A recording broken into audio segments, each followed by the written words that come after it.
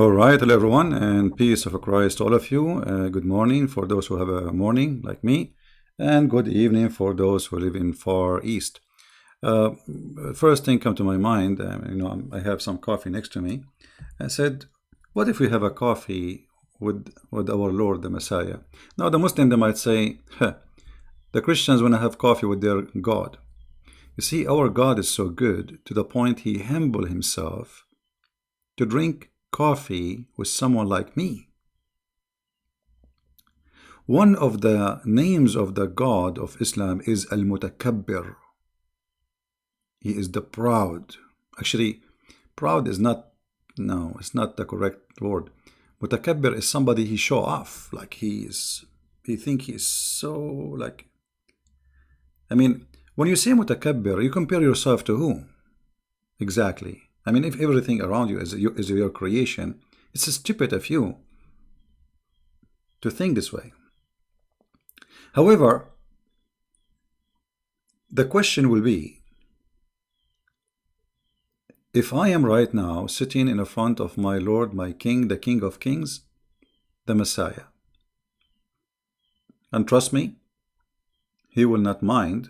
Remember, the Messiah, not only he would drink coffee with us, he washed the feet of his disciples. And not only that, he said to them, if you don't let me do it, you don't belong to me.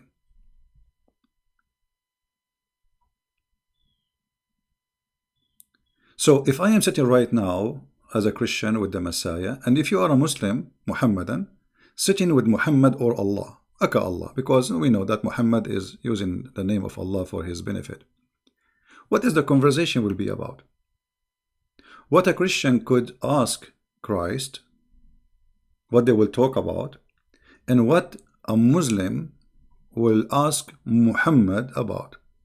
What do you think?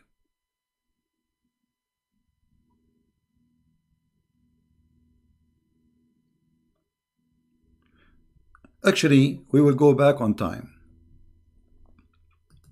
And then we see conversation happen between Muslims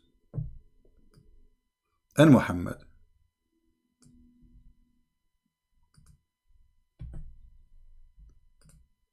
How they share things together, like what Muhammad and the Muslims they do when they talk.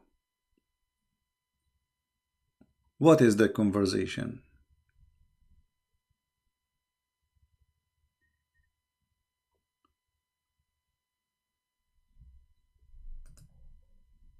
Let me see if I can find you some hadith.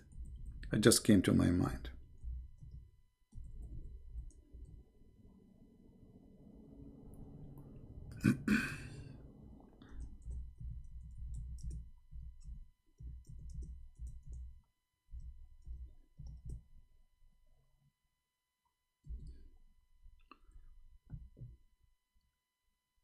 Uh,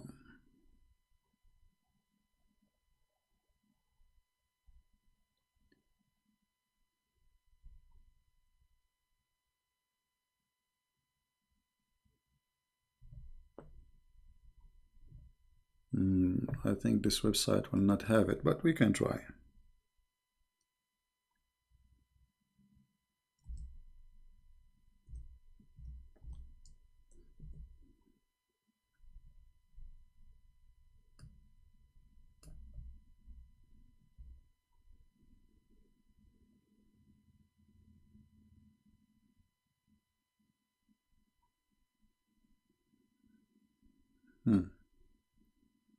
Will look like we are getting closer.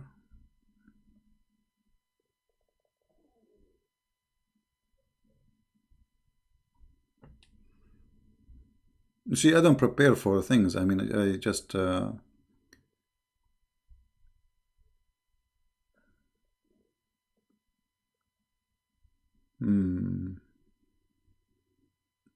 now I cannot find it. It's all right. Let me find something else. I hope this time we'll find it. This one I have it saved because it's hard to find. Let me see. No, even this one we cannot find it now.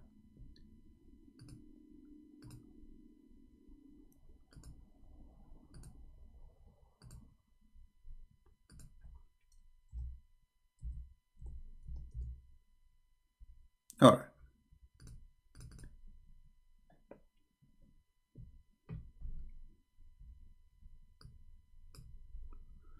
This is a hadith. I will put it in front of you. And remember, the translation is the translation of the Muhammadan. I have nothing to do with it. This is not my website. This is not my statement. This is their business.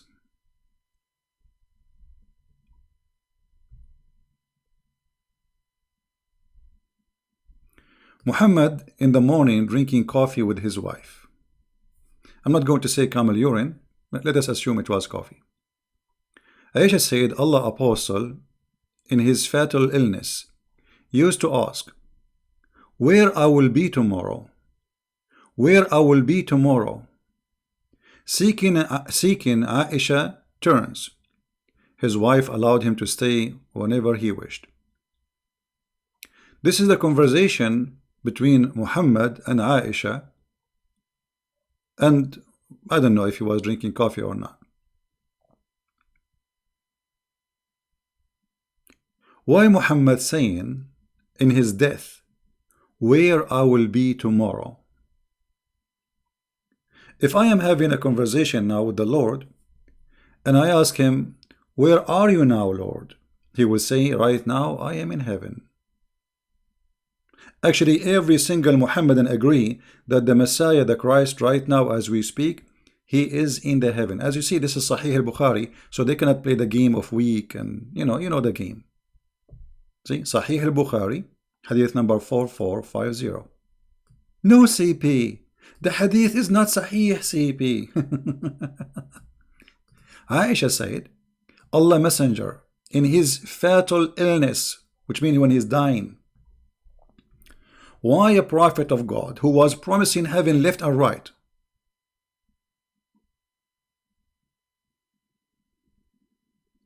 he is worried where he will be tomorrow, which means after death. You see, tomorrow, the guy he know he's dying. Where I will be, used to ask. Used what? Used. It's not like one time, twice, three. Used.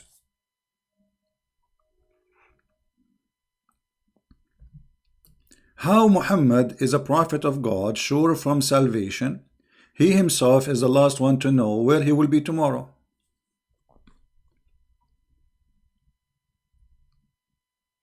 No CP. He's asking when our flight CP. This is not about prophet, he is not sure from salvation CP. The prophet is asking Aisha, did you buy the ticket for the train CP? Oh, okay. Because always they have their own, funny answers. And this is a clear proof that Muhammad is nothing but a fraud. The man now he's dying. He knew he is going to face his creator. If you believe in the creator, he knew he's a fraud, and he is so worried. Why Muhammad asking even Aisha? Didn't he ask Allah before? Didn't Allah promise the Muslims heaven? If Muhammad himself is worried about where he will be tomorrow, do we have any Muslim want to say anything?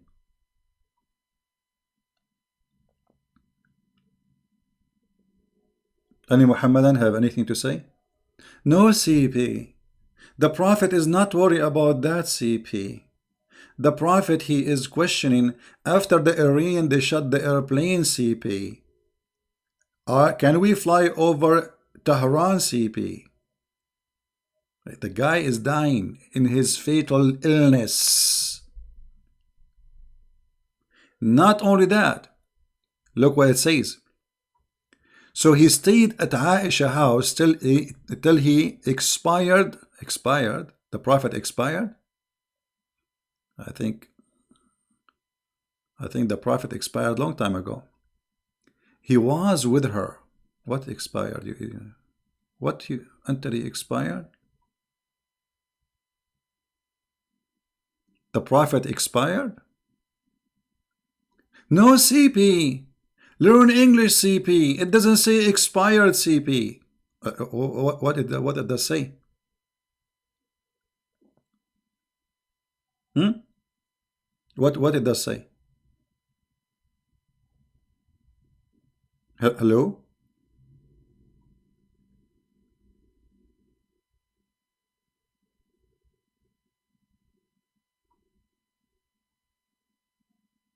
Until he expired, he died. Yeah, the battery died. So Muhammad here, he's speaking in the time of death, because they might say to you, oh, this is not about him dying. He is worried about tomorrow, where he will be in hell or in fire or in heaven.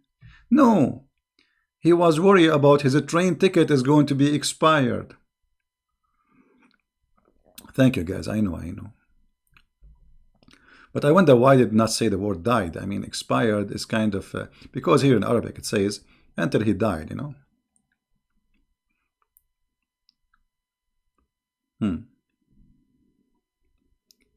The prophet died on the day of my turn. They have turn, you know, in my house, and he was taken into Allah while his head was against my chest. Look how it's romantic. And his saliva mixed with my saliva. What's happening here?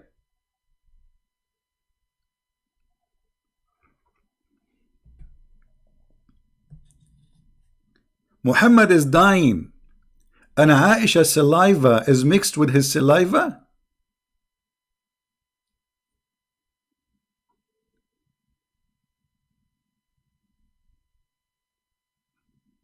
Why the prophet's saliva is coming out?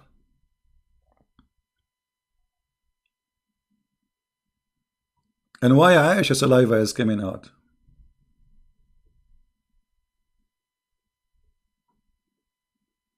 What is that? No CP. No CP. Learn English CP. It doesn't say saliva CP. It says Slovakia CP.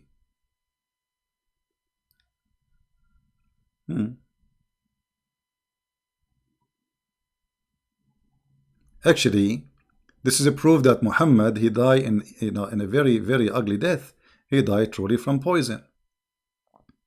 You see, one person, he died, what come from his mouth? Saliva. It come like a foam.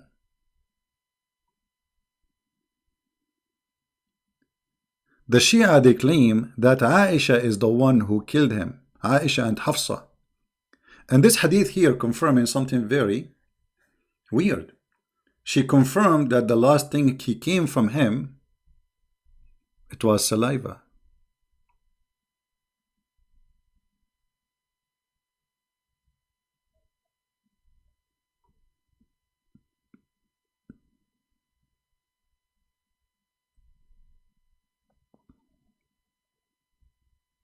And then the hadith continue, and look, I mean, look what the story is about. Muhammad is dead and his saliva is coming out. Aisha added, Abdul Rahman ibn Abi Bakr came carrying siwak. You know, siwak, the thing they beat their women with, supposedly their long root, but they use it for their teeth too. He was cleaning his teeth with. Allah Messenger look at, I mean, look how the story is mixed. The guy is dead now, and he look at, and he is asking for the siwak. I mean, why they are mixing the story here? What this is about? Have you ever heard of a book more stupid than this book? The guy, he is dead now. So what do you mean, Abu Abdul Rahman? He came and he have miswak, and then, you know, Allah Messenger look at it, and I said to him, oh Abdul Rahman, give me this miswak. So he gave it to me and cut it off and chew it at the end, and he gave it to Allah Messenger. Like, what a disgusting story. Did you notice what happened here? The guy, he chew the piece of wood in his mouth, and then he put it in the mouth of the prophet. And they say to us, Islam is a hygiene religion. But how this has happened? The guy is dead. No CP. It did not say he is dead, CP. It says he is expired, CP. So, while we are sitting with the Messiah, drinking our coffee, he will speak about himself coming with his glory and his angels, and he's going to judge every man, every human being, everybody. But Muhammad, he's asking Aisha, where I will be tomorrow? Where I will be tomorrow? Brother and sister, I will tell you a story about the Prophet Muhammad. The Prophet Muhammad before I die. It's a very touching story and very romantic. Please sit down. And sister, if you are listening, close your ears because there is some sexual like stuff here. When the Prophet, brother and sister, actually brother only, forget about the sister, he was dying. He asked Aisha, where I will be tomorrow? And the Prophet here is a questioning, very important question. What is tomorrow going to bring to him?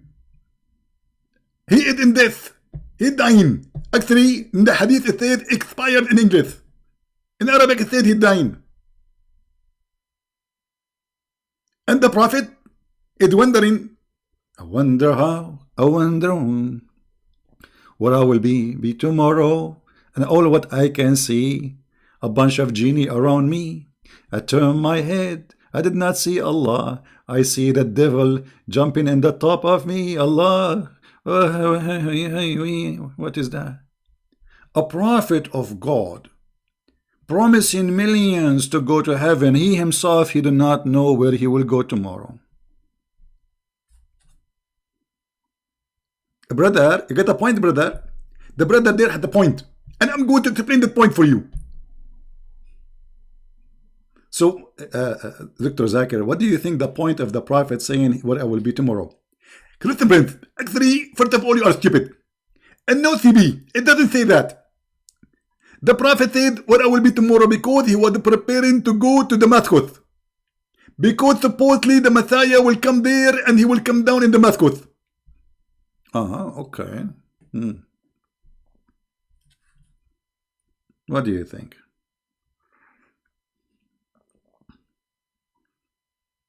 This is a prophet of God. He himself is worried about where he will be. Guys, is this a good time? Is it a good time? Honestly, I have a lot of work to do. But I said to myself, let me sit with those good people who they are way better than me. So maybe we have some coffee together. I'm drinking coffee now. I'm way up since very early in the morning. But I will have some time with you.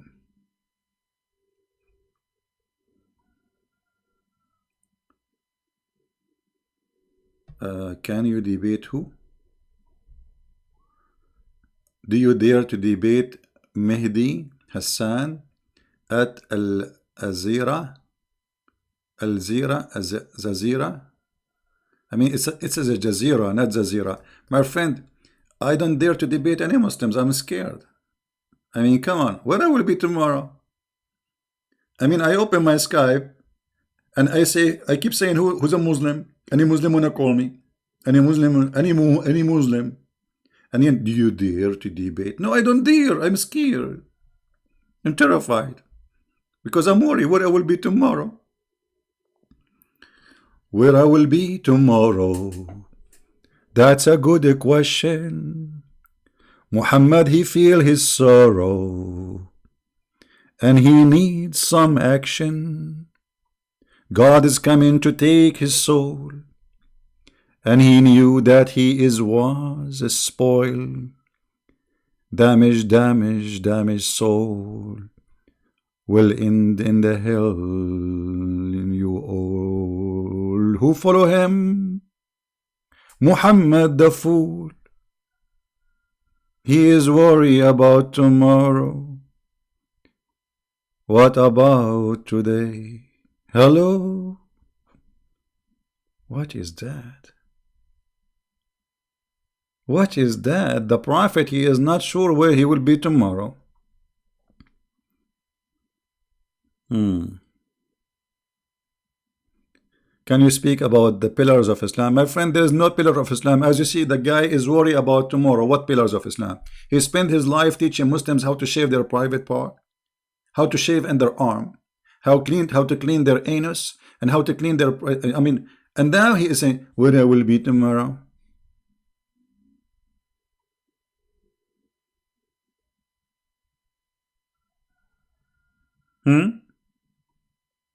Who is a Muhammadan would like to tell us where Muhammad he think he will be tomorrow?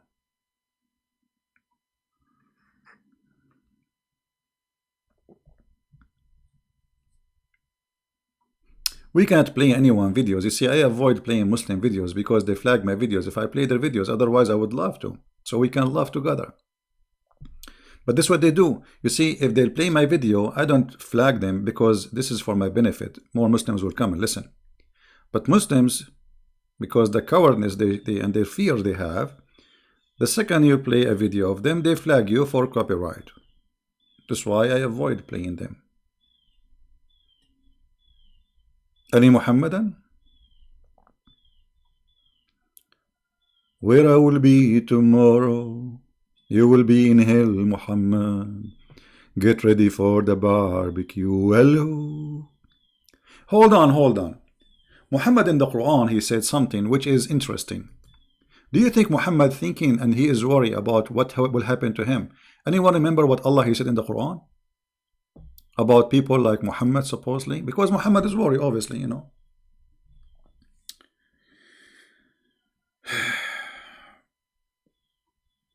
In the Quran, it says that Allah will insert in the anus in the judgment day a long chain. He will make it go inside the nose and he will take it, he will extract the chain from the anus. Hold on. The puppies of Mimi Hijab, they will say, no, CP, it doesn't say that, CP. This is your fabrication, CP. No, this is not my fabrication. You are a liar and you are a potato. So you don't dare to call me. No, CP. Is that what Muhammad is worried about? That Allah will insert inside his bum a long chain? This is why he's worried before he die? Let me show you the reference so people, Muhammadan, they will not say, because, you know, funny, I show them word by word in front of their eyes in the screen and they say, no, CP. It doesn't say that, CP. Okay. So this is a chapter 69. Even the chapter is 69. Man, what a sexual Quran. All right. Chapter 69. Verse number 32. And we will go to Ibn Kathir. I hope they will not say Ibn Kathir is a liar. Liar, CP. Liar. No, CP.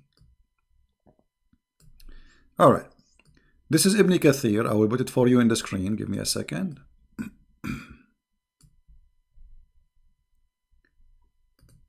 All right, here we go. I hope you can see the whole thing.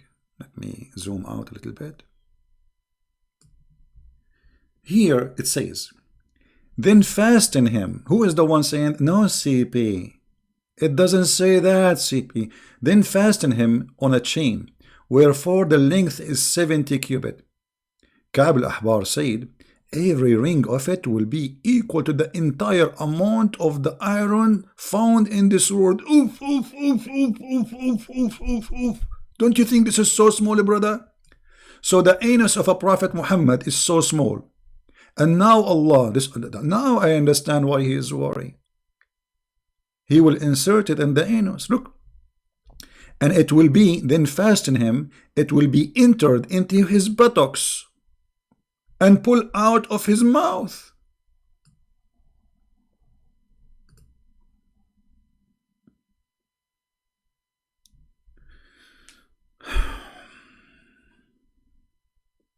Don't watch American movies. This is what happened to you when you watch too much American horror movies. This God, he enjoys sexual torture. He is targeting your bum, your anus. And that explains why the Prophet of Allah is worried. I mean, if you are not worried about your buttocks, you will worry about what? His brain? He don't have one. Aisha, where am I? Where tomorrow I will be? Actually, this is the same thing happened to him before. He said the same thing. He's repeating it. Where I will be. In here it says only where I will be tomorrow. In different hadith says where I will be tomorrow. But that one is not in that hadith is not in the time of his death.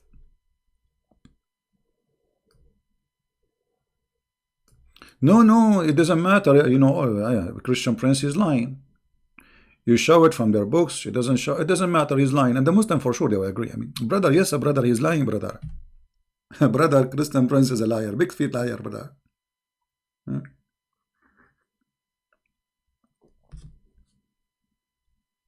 So what we understand from this hadith, that the Prophet of Allah is worried that Allah will do something to him. And look, brother, it will be entered into his buttocks and pulled out of his mouth. Well, very nice. Then they will be arranged on this chain, just like a loctus arranged on the stick. Barbecue. This is barbecue. Allah will make barbecue. And be roasted. Al-Wafi reported from Ibn Abbas, no CP. Ibn Abbas did not say that.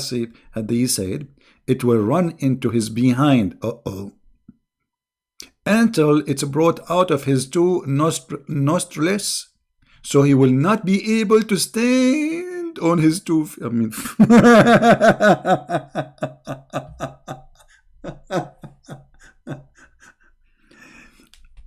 a brother and sister, Islam is the religion of common sense. Everything in Islam is a true story. And Muhammad now is giving us a story that Allah is going to insert in the anus of every person who don't obey him, and he will make it come from his nostrils, brother. And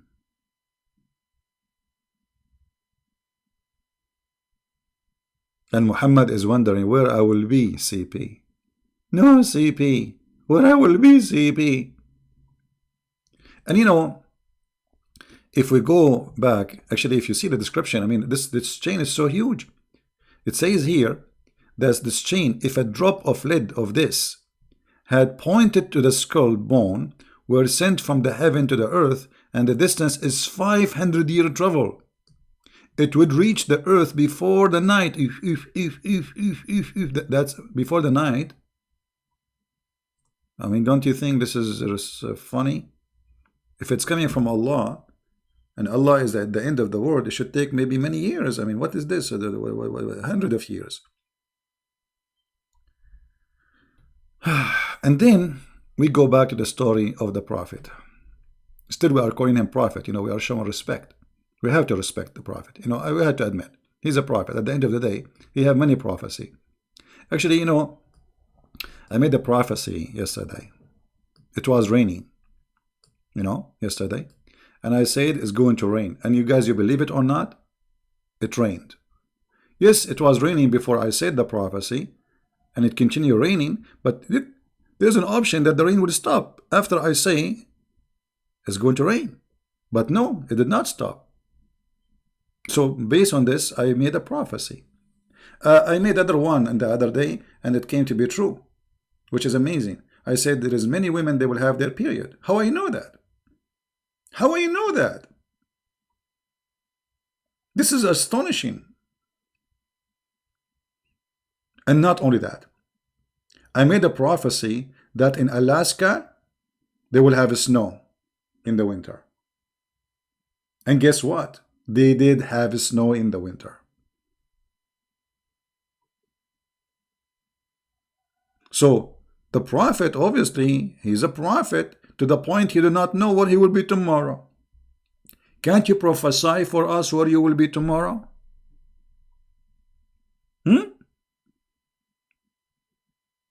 How this man is a prophet, but he do not know where he will be tomorrow? I have a solution for you. Do you think Muslims, Muhammad, he lost his mind when he's dying? Hmm?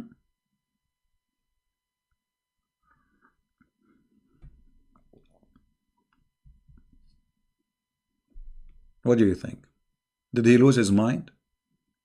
Actually, there's a hadith where Umar ibn al-Khattab, he said, قَدْ هَجَرَ الرَّسُولِ. Hajara, which means he lost his mind. He's stupid, crazy. Don't listen to him.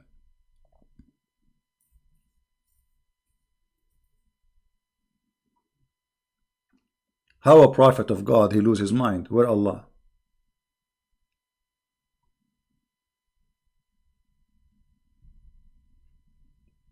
Any Muhammadan have anything to say? No CP.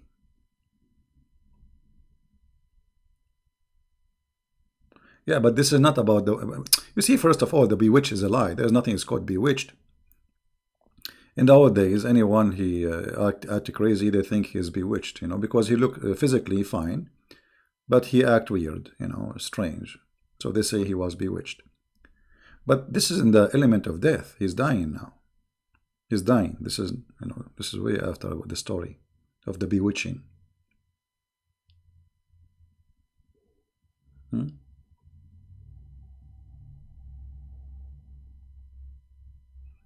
What?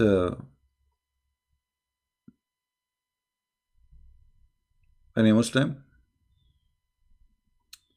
Thank you, my friend. Thank you. God bless you.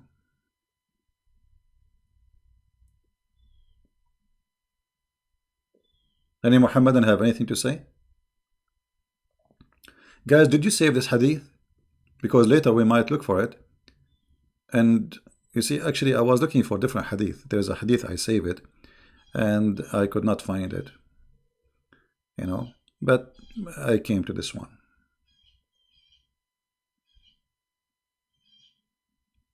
Yeah, obviously he lost his mind. This guy is mentally ill. And, there's one of two options. Muslims, they have to admit.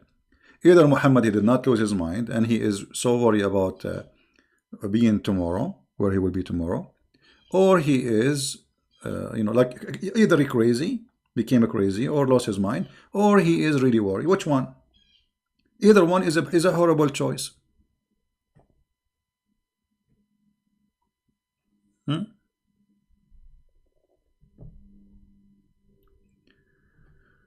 Where is the real manuscript of Surah Maryam? Muslim says that there is a gospel of John, Mark, Luke is false. You see, when the Muslim they say that the gospels of John and Mark they are false, that is against their stupid God. Why? Because if the Quran says that the one who sent the gospel is Allah, so the gospel is the book of Allah. So why Allah don't protect his book?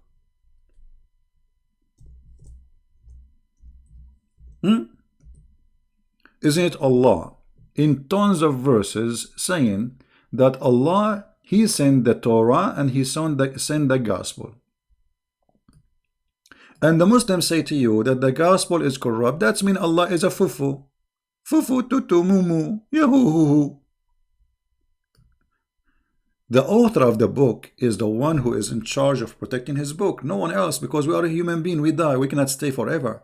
We don't know what will happen tomorrow after we die, like Muhammad, where I will be tomorrow. The one who sent the book should be a person who protects the book. So when a Muhammadan, he says to you the gospel is corrupted, he is spanking his God, Lulu and Mimi. For he is confirming to us that he have a lousy God who cannot protect even a book.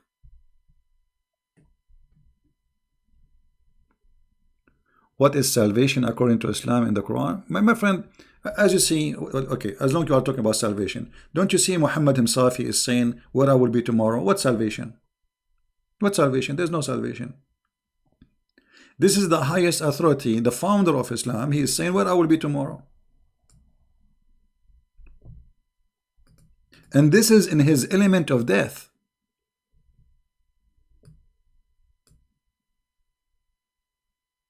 The founder of the cult of Islam, he is not sure from his own salvation.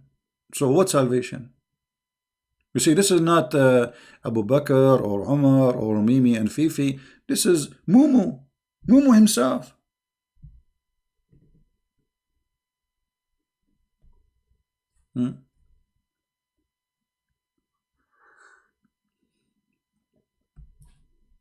Any Muhammadan have anything to say? And when they accuse your Bible of corruption, they are accusing themselves, because according to them, the Bible is sent by Allah. And not only the Quran says that Allah, nobody can change his words. The Muslim, they say, no, no, no, no, no CP. He meant the Quran CP. Oh, hold on, hold on. Hold on, CP. The verse says, and nobody can change his words, any words. Chapter 18, verse number 27. Chapter 10, verse number 64. Chapter 6, verse number 34. Chapter 4, verse number 56. Nobody can change the word of Allah. Oh, sorry, 56 doesn't say that. Nobody can change the word of Allah. And as long the verses confirm that the word of Allah is the Torah and the Injil and the Quran and the Psalm, you know, so nobody can change the words of Allah. Here we go. He didn't say the Quran.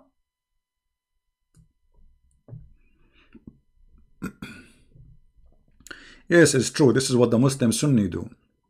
When a Muslim Sunni die, they insert a very hard piece of cottons inside his anus, and because remember, you know, they believe that in the grave there is Allah will send a scorpion and a snake have 99 head. Some hadith they say, or stories, that a snake have 7 heads and every head have 9. Snake have 7 head and every head have 9 head, I think. It's like many heads.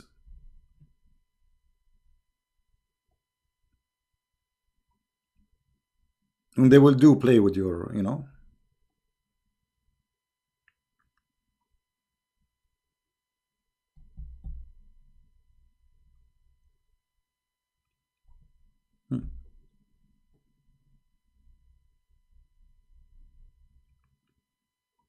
Any Muhammadan? Any comment? Where is the Muhammadan today?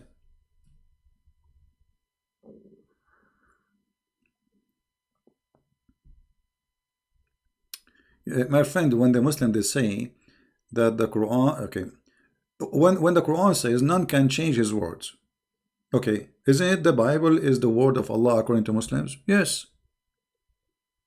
And we showed you tons of verses. He did not say nobody can change his Quran.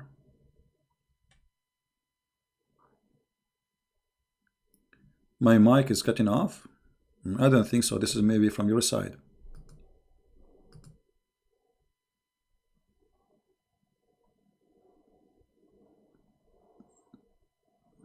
I think this is from your side.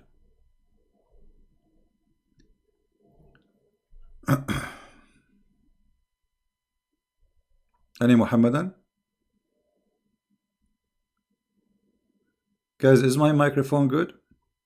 Do you hear me good? Is my microphone clear? My voice is gone? I know. From my side, it shows that everything is good. Let me sing. Because if I sing, usually I fix stuff, you know. Like once we were taking an airplane from Tehran, and the Iranian Revolution Guards, they wanted to shoot out our plane. So I start singing, and right away the missile avoid the target. Why? Because I was singing for Allah.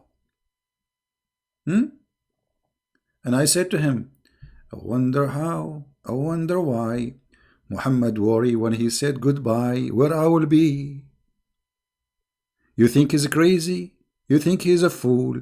You think he knew that he is a scam? claiming to be from the Interpol. I ask Allah, what's wrong with Muhammad? Why he is not sure where he will be? And Allah never answer. Don't sing. Oh boy. Actually, I notice when I sing, I lose the numbers of people,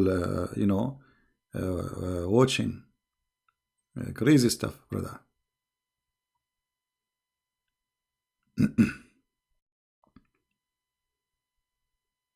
Any Muslim want to say anything? So, if we have a cup of coffee with our Lord the Messiah, he is our King, the King of Kings, and we ask him, the one who believe in you, where he will be, he will say, whoever believe in me and die will live.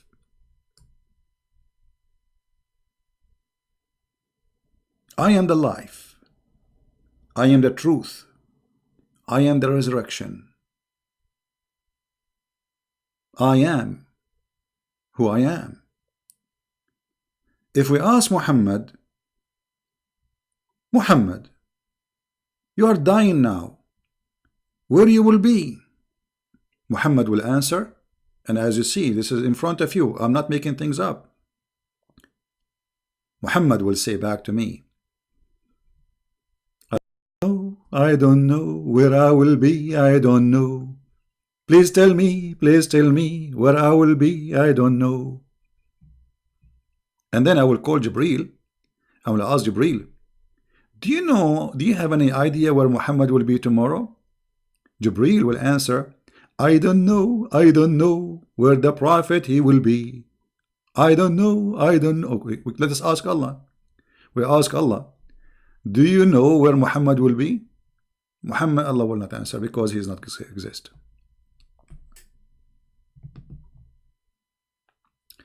My voice is cutting. I think I'm losing connection. Yeah, I'm getting bad connection, so I better finish fast before we lose our connection. Oh boy. Okay, it's getting back. It's coming back. Yeah, there is a bad connection in the internet.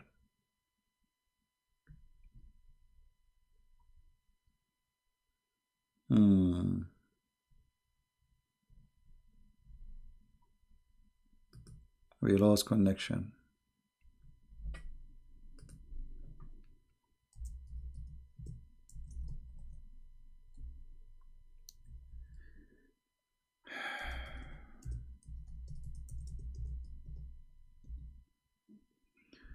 Okay, guys, sorry, we lost connection for a little bit of time. What we can do, but I think now it is fine. See what happened when I sing? Disaster hit. I sing, things happened. Someone saying, why in the Quran it says the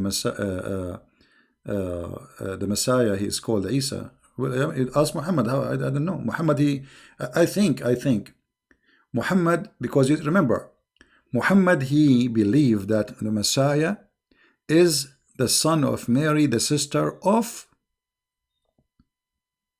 Aaron, correct? And I believe that this Mary or Maryam, she have a son, his name is Isa or Isa. This is the only way I can come with it. You see, I could not find really any source, but the only way to come with it, that Muhammad, who he thought, as the Quran says, that Mary is the sister of Aaron, this is why Muhammad, he think that the name of the father of Mary is Imran, which means the same name of the father of Moses. So, mostly, Muhammad, he thought that the son of Maryam, the sister of Aaron, he is Isa or Isa, and that is the Messiah. This is the only explanation I can bring to you. Right? Imam Mahdi, this is a big fat lie, does not exist, you know.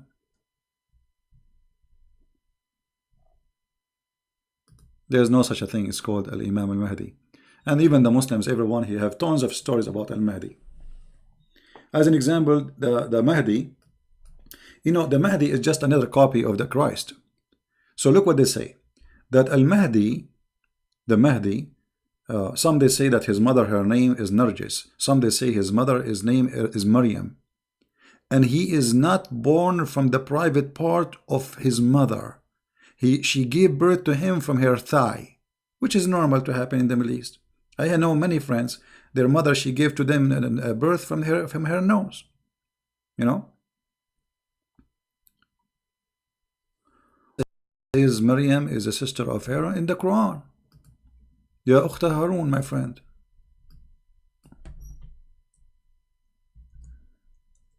Ukhta Harun.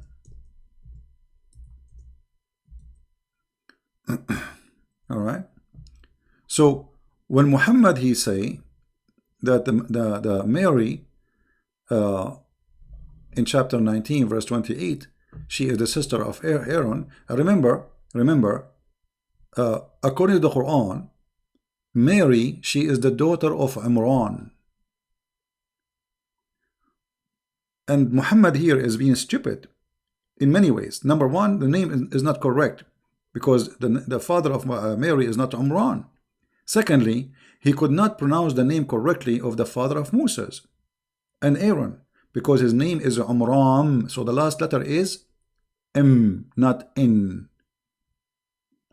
So the foolish Muhammad, he thought that Mary, she is the daughter of Imran, and Imran is the same father of Moses and Aaron. And by the way, if you go in the Old Testament, it confirms that Moses and Aaron, they have a sister, her name is Maryam. Correct?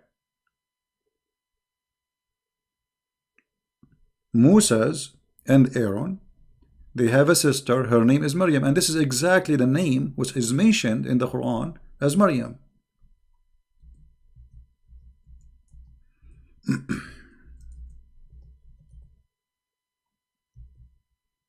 Right?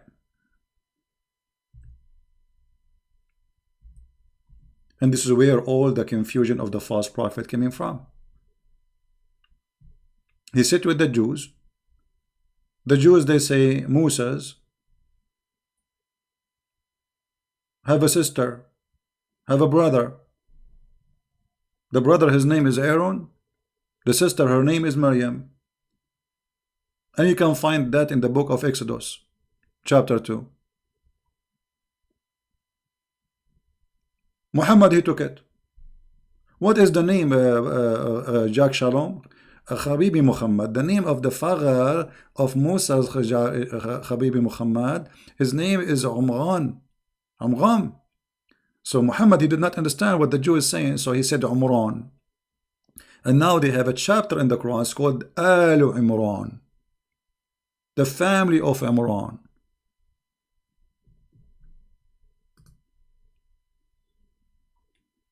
Habibi Muhammad, the expert Muhammad. Muhammad, he knew everything. He knew history. He knew who was on the cross. But he did not know where he will be tomorrow. Where I will be tomorrow. Call me, Muhammad, call me. I will tell you where. Anyway, guys, I have things to do. And before I lose my internet again, it's a weekend time, and weekend a lot of people use the internet. So before I start losing my internet, I want to say thank you very much for being here. Don't forget to download the video and share it with everybody. And you know, if one of you can make some graphic, what about you copy this hadith? Prophet of Allah said, where I will be tomorrow, and like choose an image fit with the story. Like, is Muhammad saved? Look what Muhammad said in his element of death. Where I will be tomorrow.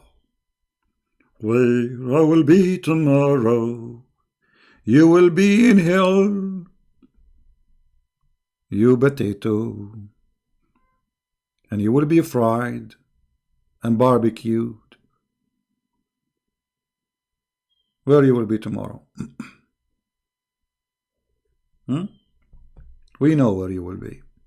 So A foolish person is the one who follow a man. He himself is not sure where he will be tomorrow, yet he claimed to be a prophet of God.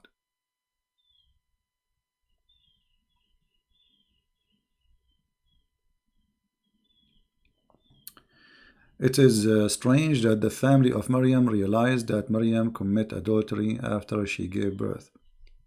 No, the Quran doesn't say that. It doesn't say that the family of Maryam, the Jews, they came to her. But this is stupid. Why?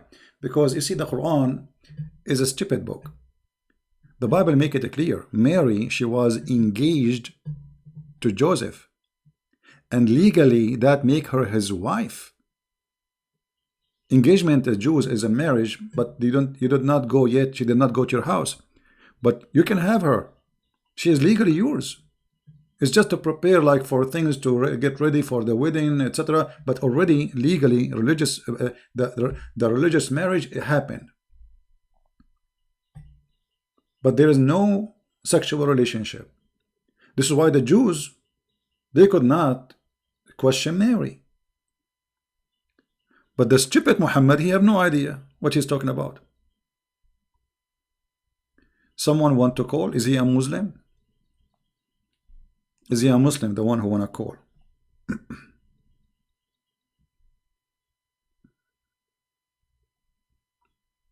A Muslim? Okay, hold on.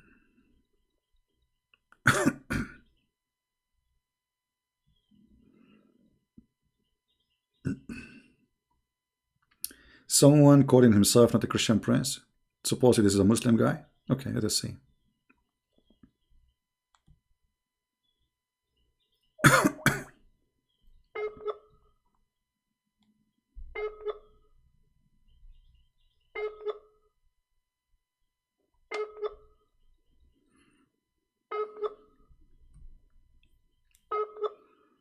He's not online, maybe.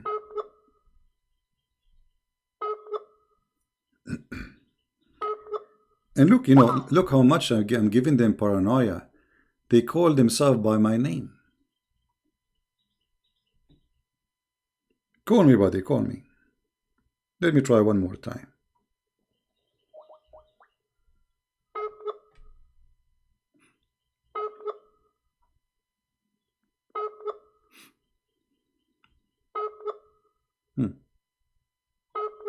He is the same as Allah, never answer.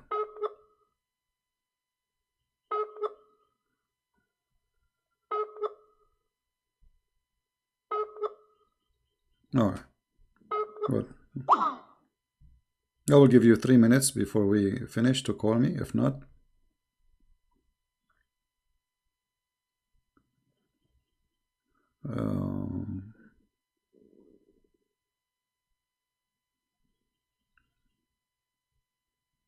yeah, I don't see any Muhammadan calling.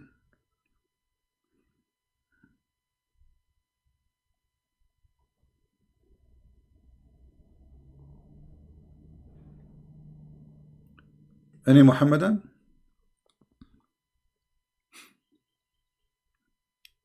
I turn my head up and down. I turn it around, and all what I can see. Muhammad worry where he will be. Muhammad a fool. He don't know. He don't know where he will be. How can you believe it? The guy, he promised us virgins, long private part. I mean, the private part alone is a reason for all men to go. I mean, imagine you live in China, but you're part in the Mississippi River, and those like all no, your private part in the Amazon River. Oh boy, and those fish who eat meat, I mean, they are all over. They will enjoy the sausages. Oh boy.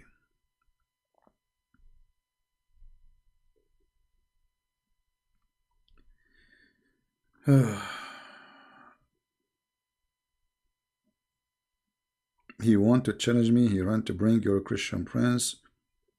So what, bring your Christian prince where? I mean, here we go. I'm here. What to bring your Christian prince? Bring your Christian prince. I'm here. You see, when Abdul, he says to you, bring your Christian prince. Tell him his life on air. Call him. What to bring him? All right. What the potato? Potato, potato, potato, potato, potato, potato, tomato, tomato, tomato, ta la la la la la la. What a crazy people. Bring your Christian Prince, brother. I trained you. I trained Christian Prince. You are invisible in Skype? No, I am not, my friend. How people they are texting me and calling me then? If I am invisible.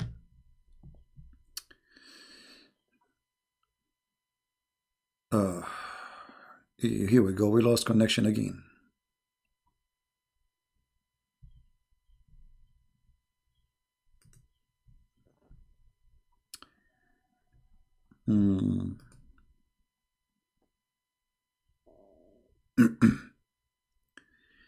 All right, we are losing connection suddenly. You know, there is something not right happening with the connection. I apologize for that. Let me finish before we lose the connection totally. Look like the connection is getting bad. It's a weekend, and well, you know, look like we are going to lose connection. It's happening again. Yeah, it's happening always, you know, because here it's like you have a line, but I think what this company do, they share the line with others.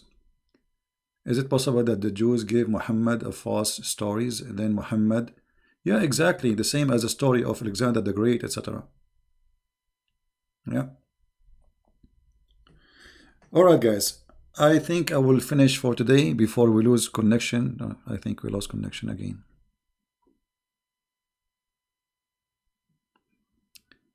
Yeah, I should do this earlier before people they start getting up. All right. Please don't go. Don't go. Don't go.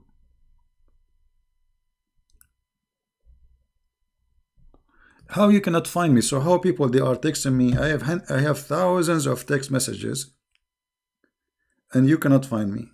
I'm not sure how this happened.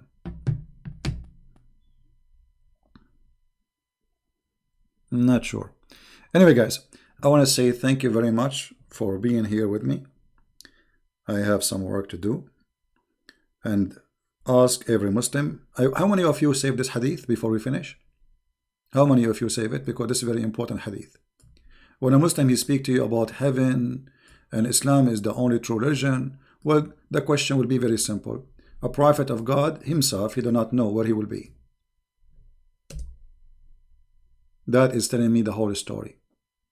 He do not know where he will be. This is about his death time. And he died in the same day. He was repeating the same thing. So how this person can be a person who bring you salvation?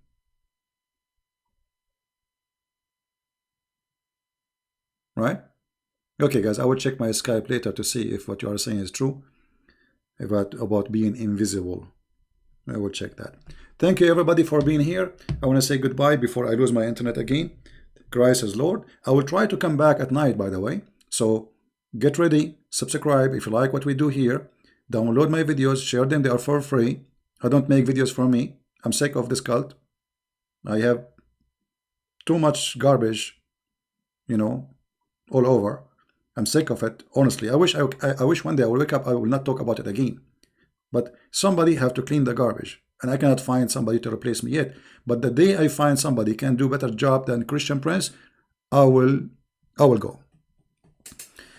But until that day happen,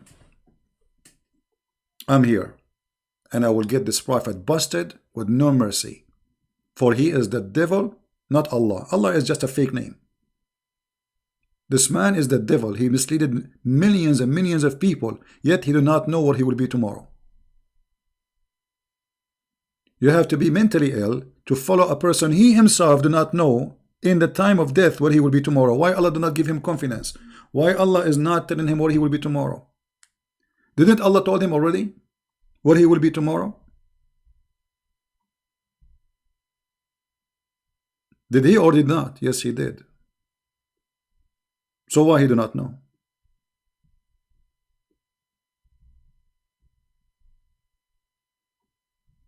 So join us later at night. We'll be here like maybe the same as last night if you like it, and I hope, or maybe a little bit earlier. And just to check the page, my Skype, I mean my YouTube, and you will find out when I will be again. Thank you guys for being here. May the Lord bless you. And with the Messiah we live. With Muhammad we will not know where we will be tomorrow. Hold on, we have a Muslim. Hold on. Oh, we have a Muslim. We have a Muslim. You believe it? Where is? Huh. Okay, hold on. We have a Muslim. It's hard to believe, but it's true.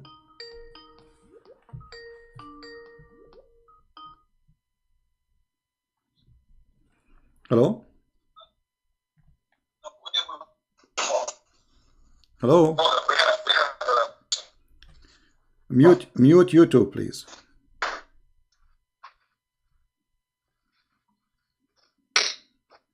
Hello?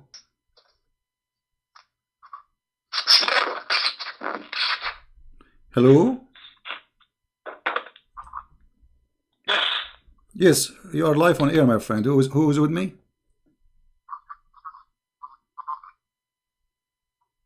Mute. Is your daddy ultimate proof? You cannot keep running. How are you, ultimate proof? How are you? We keep running from you. You are scary. So, ultimate proof, what do you think about your prophet saying where I will be tomorrow? You said what? Your prophet saying, and I'm showing the story in the screen. He was dying and he said to Aisha, where I will be tomorrow. Where do you think your prophet he will be tomorrow, and why he's asking this question?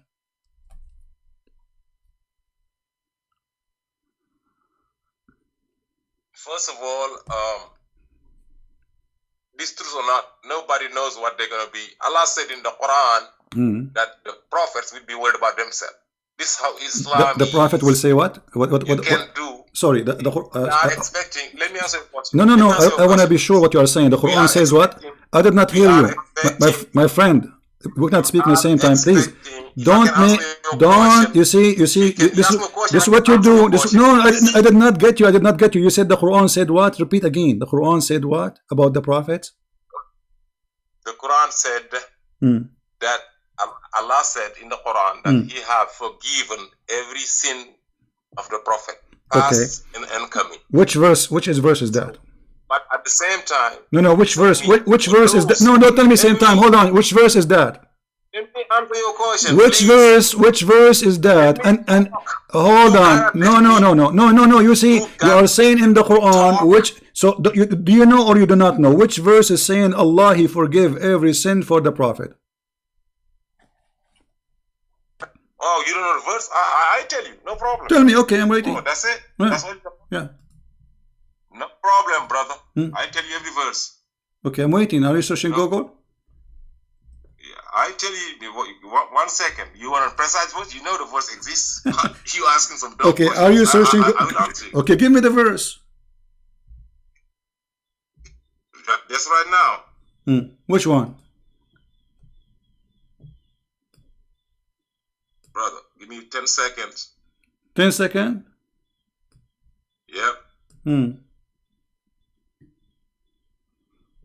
No problem, brother.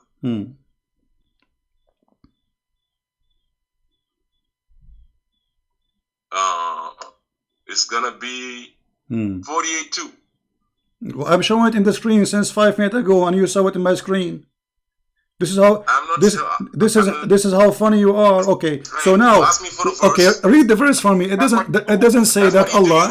It doesn't say that Allah forgives. You see. You're digressing. Let me answer your question. No, you are answering now. You are answering. We are having a conversation. The verse does not say that Allah He forgave to Muhammad his sin. Why you are lying? Read the verse. You read it. Here we go. It's in front of me. It says that may Allah forgive your sin. May Allah. He did not say I forgive your sin. Read it. He said, I have forgiven you your past and uncommitted sins. Where it says that? Where it says that? Where it says read it. Read it. It says may Allah may Allah forgive your sin. I said, what translation are you reading? What translation you are reading yourself? I'm asking you. I don't know. That is a translation of Hilali and Khan. Muhammad Hilali and Muhammad Khan. Yes, read any translation. Okay. Tell me just what you read. It says that Allah may forgive your sin. Okay. Now we go back. So that doesn't say that, but I will go with you. Let us say the verse saying Allah forgives sin to Muhammad. So why Muhammad asking what he will be? Why he is not sure? Yeah, because another verse says, this is what belief is about. And no need to be in this world and be for certain of where you going, because you don't know what you did. Which verse is that? People don't know. Which is verse? Which verse? Answer your question. I did 10 seconds. You're gonna start cutting me off. That's why Muhammad Hijab will be tearing your ass up, because you don't have respect to people. You see? And then you be complaining. No, I don't respect liars like you. First of all, when you say a verse, when you say shut up, you coward. Listen, behave. Listen, what is the verse? Where is the verse that says that Muhammad is not sure where he will be in the Quran? Yes, he said he gonna be worried about his own neck. Where it says that? Where in the what verse? Show me. I'm learning from you. Go ahead. Which one? Okay, no problem. Okay. Whatever you ask, bro, I tell you. Okay, which one? I'm asking you. This is why you let me talk to the two. You're having a conversation. Listen, okay. I'm not ready for every question. Give me 10 seconds. Okay. I give you the answer. Okay, what is the verse? Simple. I can ask 1 million no questions. problem. Stop wasting time. Just give me the verse. What verse? I'm just telling you, I can ask you 1 million questions about the Bible. You will not answer right away. Okay, listen. You are giving me an answer. I want details, my friend. You say that the Quran says that Muhammad he will not be sure where he is. But the Quran says those who did good and those who believe, they will have heaven, they will have rivers. So why, if this is only even for Muslims, general Muslims, so why Muhammad himself is not sure? Because Muhammad is a human being. He had a mission. To deliver a message. He did his mission. He's a human being.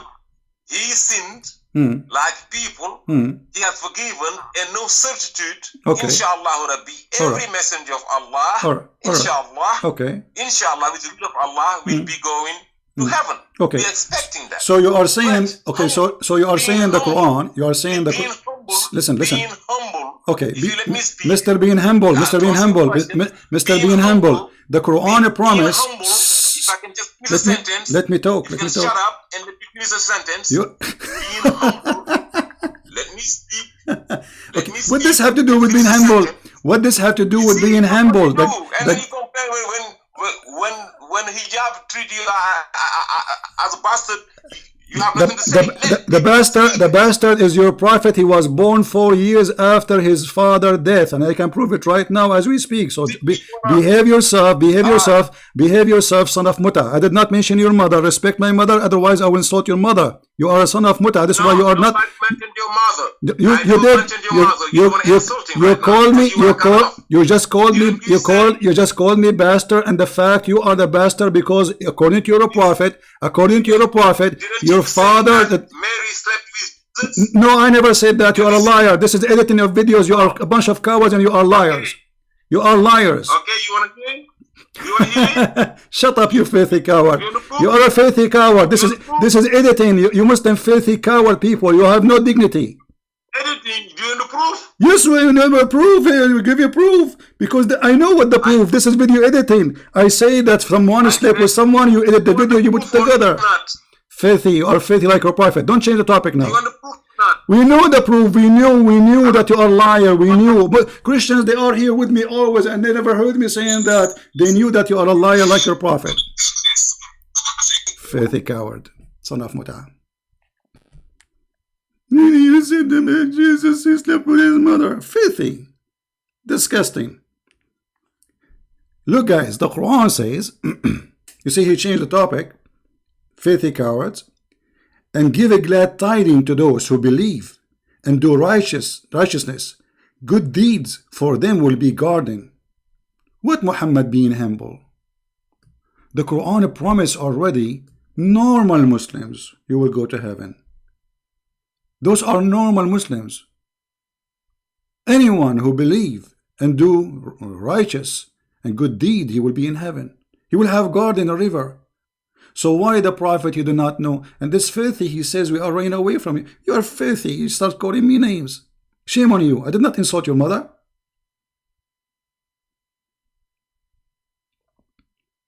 Very filthy people, they do editing to my videos. Everybody knows who I stand for. We fight 24 hours to get you busted just because you say Jesus is not a prophet. So how Christian Prince will say what you said, you filthy coward? I can show you right now that according to your Quran, Jibreel, he made Mary horny.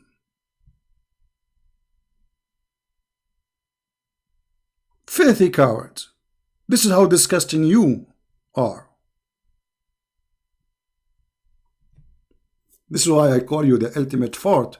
And this Mimi Hijab, he start insulting, so he will not answer. I did not call Mimi Hijab a bastard, but obviously he is.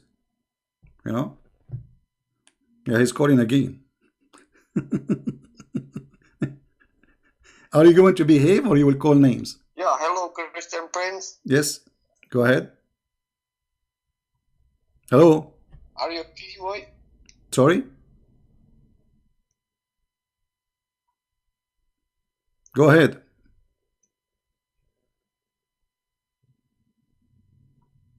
Hello?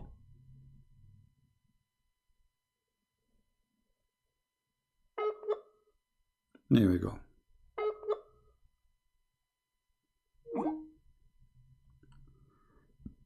Coward, they do editing to my videos. Did you say that?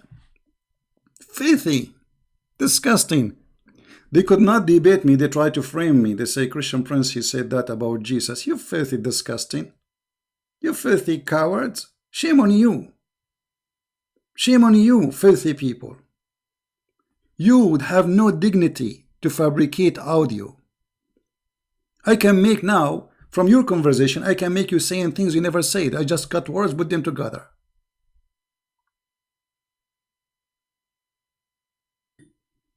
The boy is your prophet,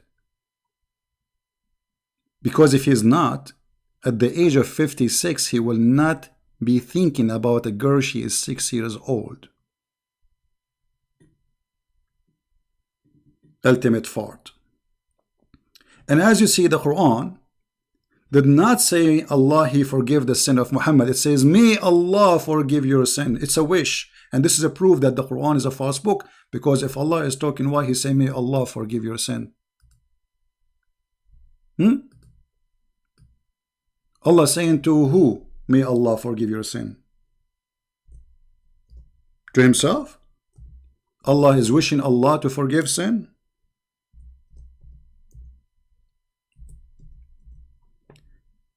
And Muhammad here is being a humble man. What humble man? The guy is dying. This is in his death, you idiot. Where I will be tomorrow? This is about being humble. This is about he's not sure. He should be saying to his wife, don't worry about me.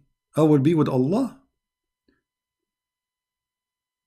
What he was saying is the opposite. Cowards.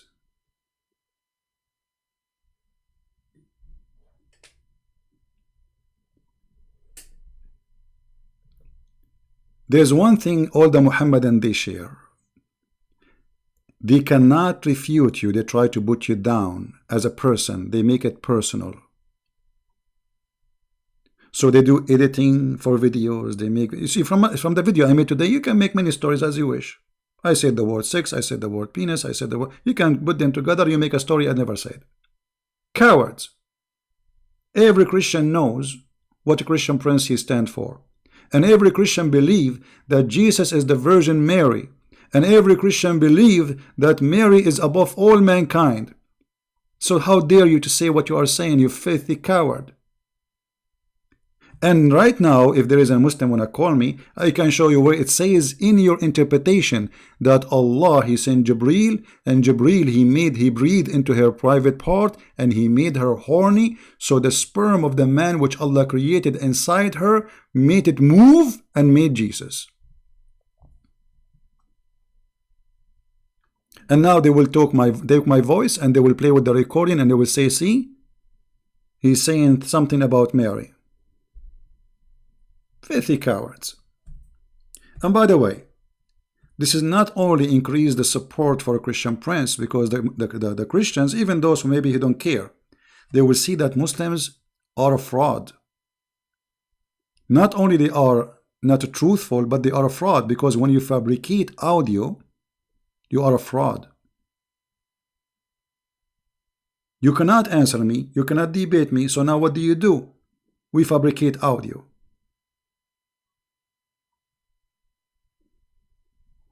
Cowards. Now, if there is any Muslim want to tell us why Muhammad, you see I was going to go, but look like our internet is fine now. Any Muslim want to tell us why Muhammad is worried in his death where he will be? And look at the stupid answer. He is humble. What? What humble? What does it have to do with being humble? So if you say I will be in heaven, you are not humble? If a person, he read the Quran and the Quran says those who do righteousness and those who believe and those who follow the Prophet, etc., they will go to heaven. If you say based on this I will go to heaven, that make you not humble?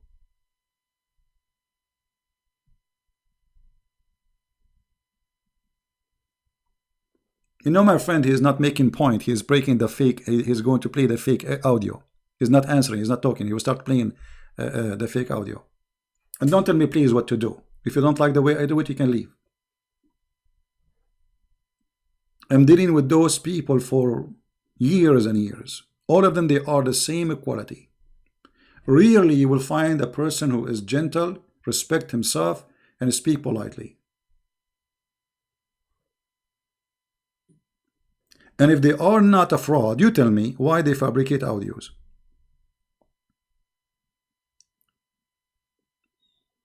If they are following the good God, why somebody following the good God will say such a thing? Right?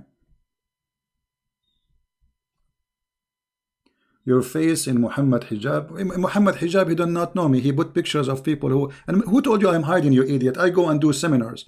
It is you, Muhammadan, is hiding. And you know what your Allah is? You see, Muhammad hijab, his last name is Burqa. And in the Middle East, they will not call you last name Burqa unless you are a coward. And by the way, even Allah himself, according to Islam, he wear hijab. If you are asking me why I don't show myself, you just say that they have a picture of me, so why I'm hiding myself? You stupid idiot. Post pictures of people. Look what the Quran said. Allah, he never speak unless he is from behind the hijab. So why you don't say Allah is coward? Here we go. It's not given to any human being. Allah should speak to him unless it be an inspiration or from behind a veil. Do you see it? Do you see it? Is your God Allah is a coward?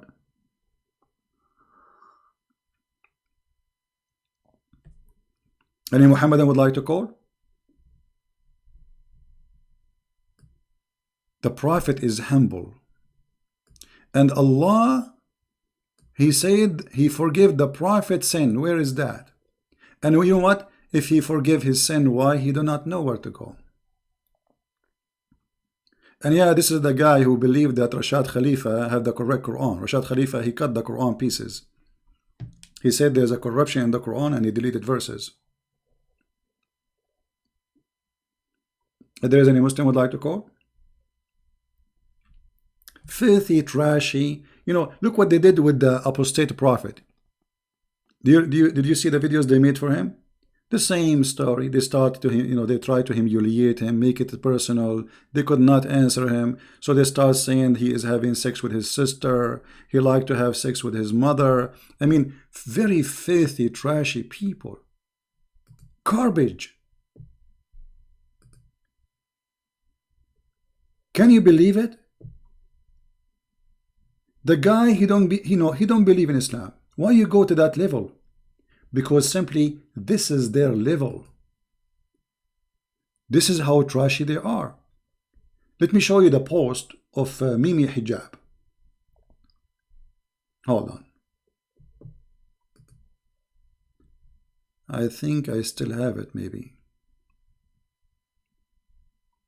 I posted in Facebook.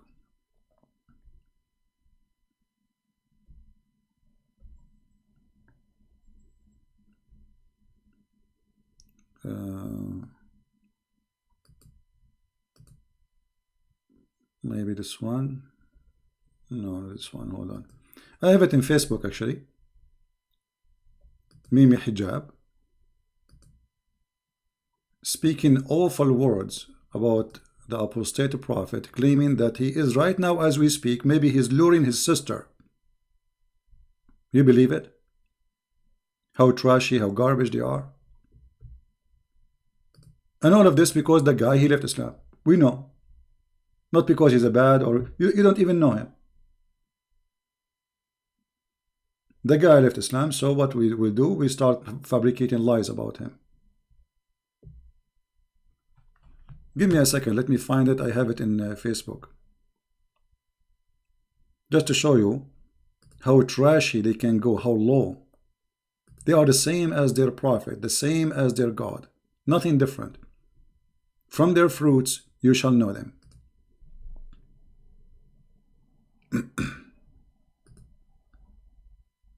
I'm going to go to my Facebook page and grab the images. And by the way, the video I made for Mimi Hijab about him cutting my videos, audio, reported by Mimi Hijab as hate speech. And Facebook, they send me like we are going to delete your video. Do you have any response, whatever? So I respond, this is no hate, watch the video please, etc. And Mimi Hijab got busted and the video is back. This is how coward they are. I don't even flag them speaking against me, because that will bring me more people here. Make as many videos as you can. More Muslims will hear about me and they will come and they will see the truth. Let us see.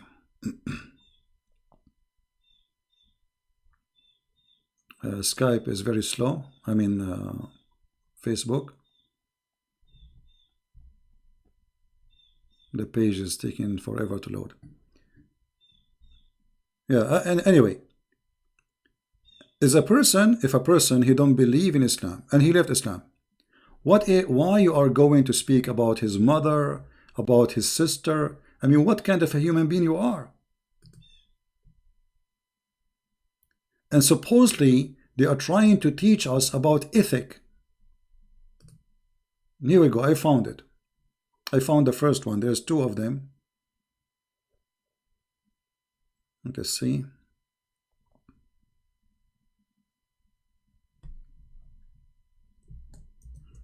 Here we go.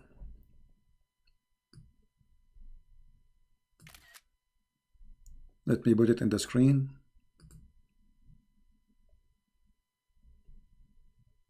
So everybody will see what is the level of this kind of people.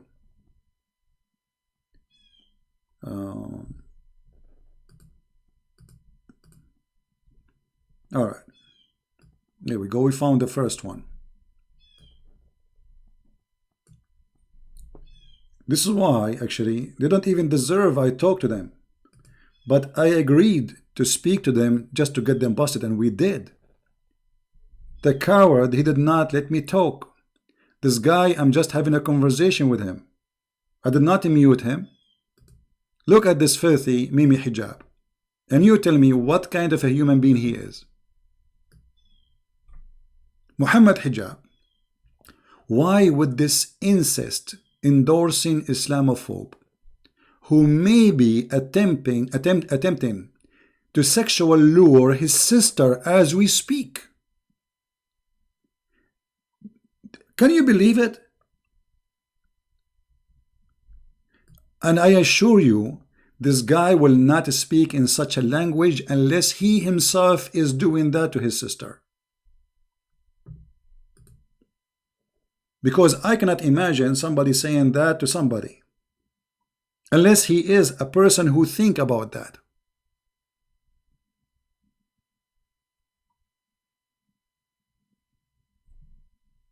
And the coward, by the way, he deleted this tweet, but it was too late. People copy it and post it around. But this is telling you the level and the standard of those people. They are street boys. Trashy, garbage in, garbage out.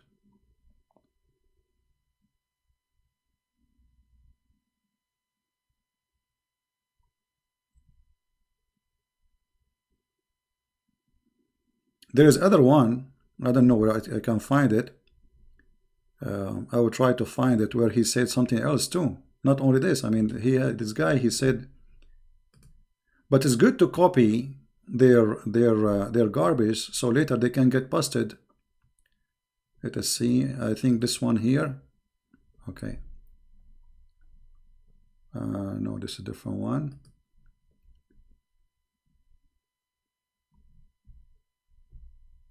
Anyway,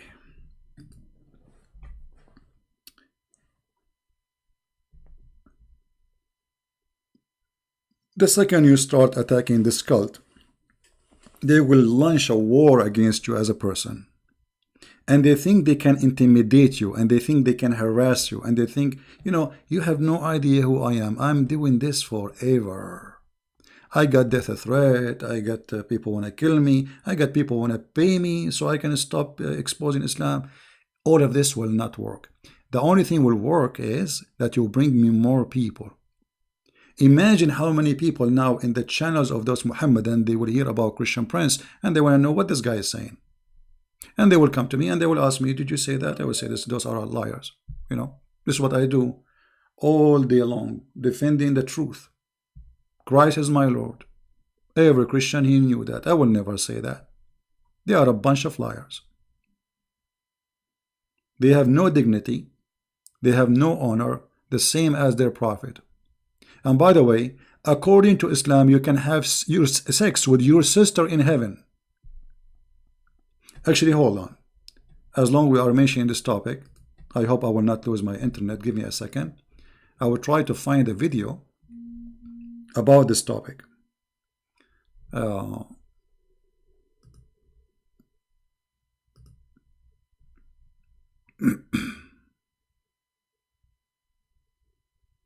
Let us see.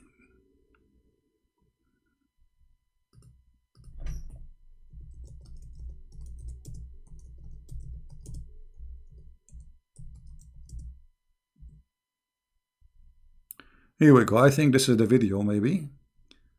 Let us see.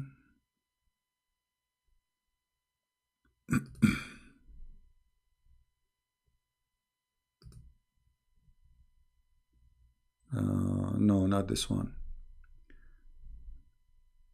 Maybe, hold on. Let's see. Maybe like we need to hear a little bit so we can see. I will try to find where exactly those Muhammadan they called.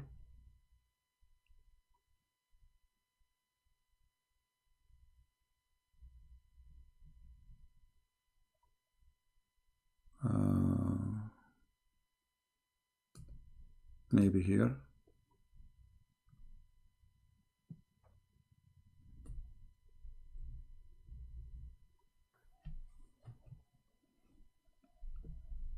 For some reason, this video have no sound. I wish Muhammad at that time he have a camera so we can watch him live. I will be the... No, not this one. Hold on.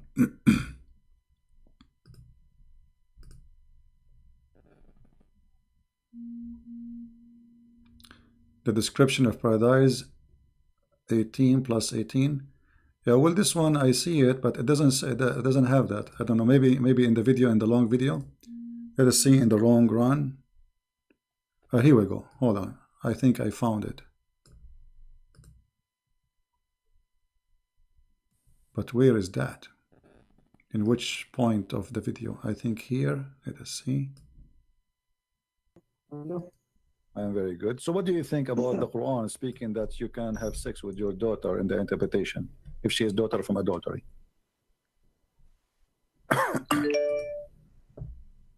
Where's the hadith? You are the person who speaks Arabic. You are perfect. It's in front of you. This is the chapter of 25, verse number 54. And this is Tafsir al-Qurtubi, as you see in the screen. Jami'u al-Ahkam al-Quran al-Qurtubi.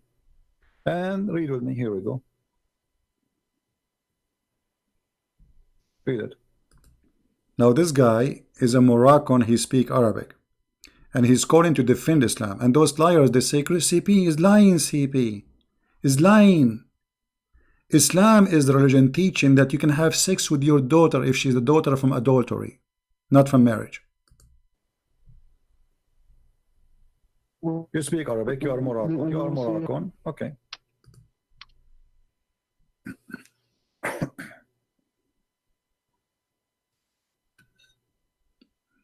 He's reading now. The astonishing teaching of Allah.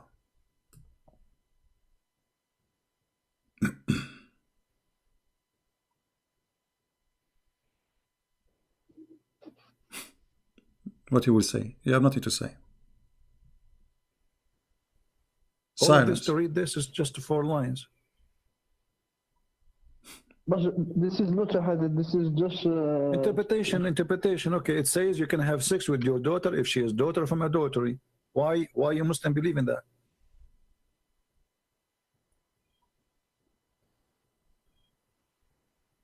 Mute. You have nothing to say. Cowards. Look. Read it, brother. Read in Arabic. Read. Let us hear your Arabic reading. I like. Now, if you go to Mimi Hijab, he will say, liar. It doesn't say that.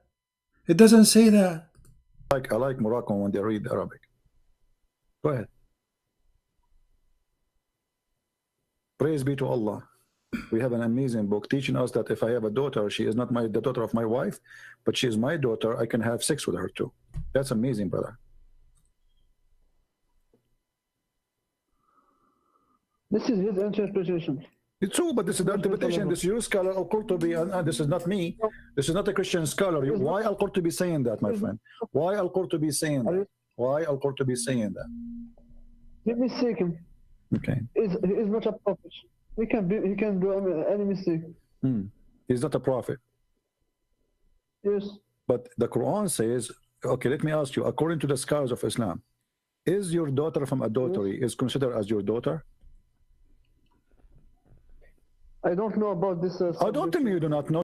Suddenly he do not know. The guy is calling me liar. The guy he is calling me to refute me. The guy he know his religion. Suddenly he do not know. We have a Muslim here. He's a Muslim. He claimed to be a Muslim. I will continue playing the video after we see this caller here.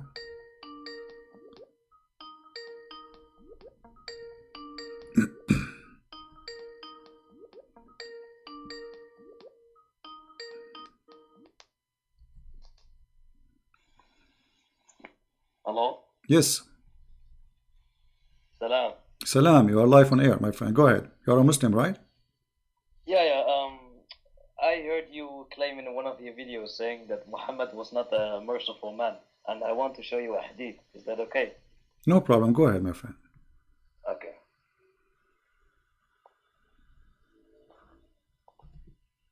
I will send you the hadith. No, just read it for me. I know all the hadith. Anas said 80 Meccans came from the mountain of Al-Tanim against the Prophet ﷺ and his companions at the time of the dawn prayer to kill them. And the Apostle of Allah took them captive without fighting them and set them free. Wow, that's amazing. Okay. So what is your response? Okay, I will answer you. So which book you are reading from, my friend? Sahih Muslim and Sunan Abi Dawud. Okay, so you agree with those books, right? You approve them. Yeah, but we're talking about this topic right now. I know, but you are proving those books. So you will not say I don't believe in those books.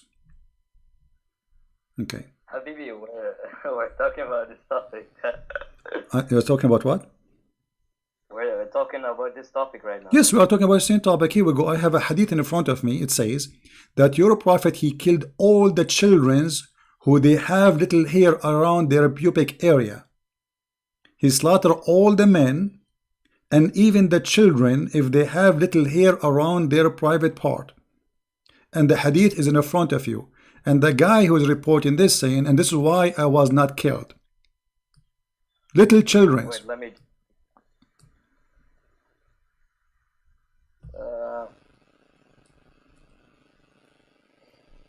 me read it. I was from the topic.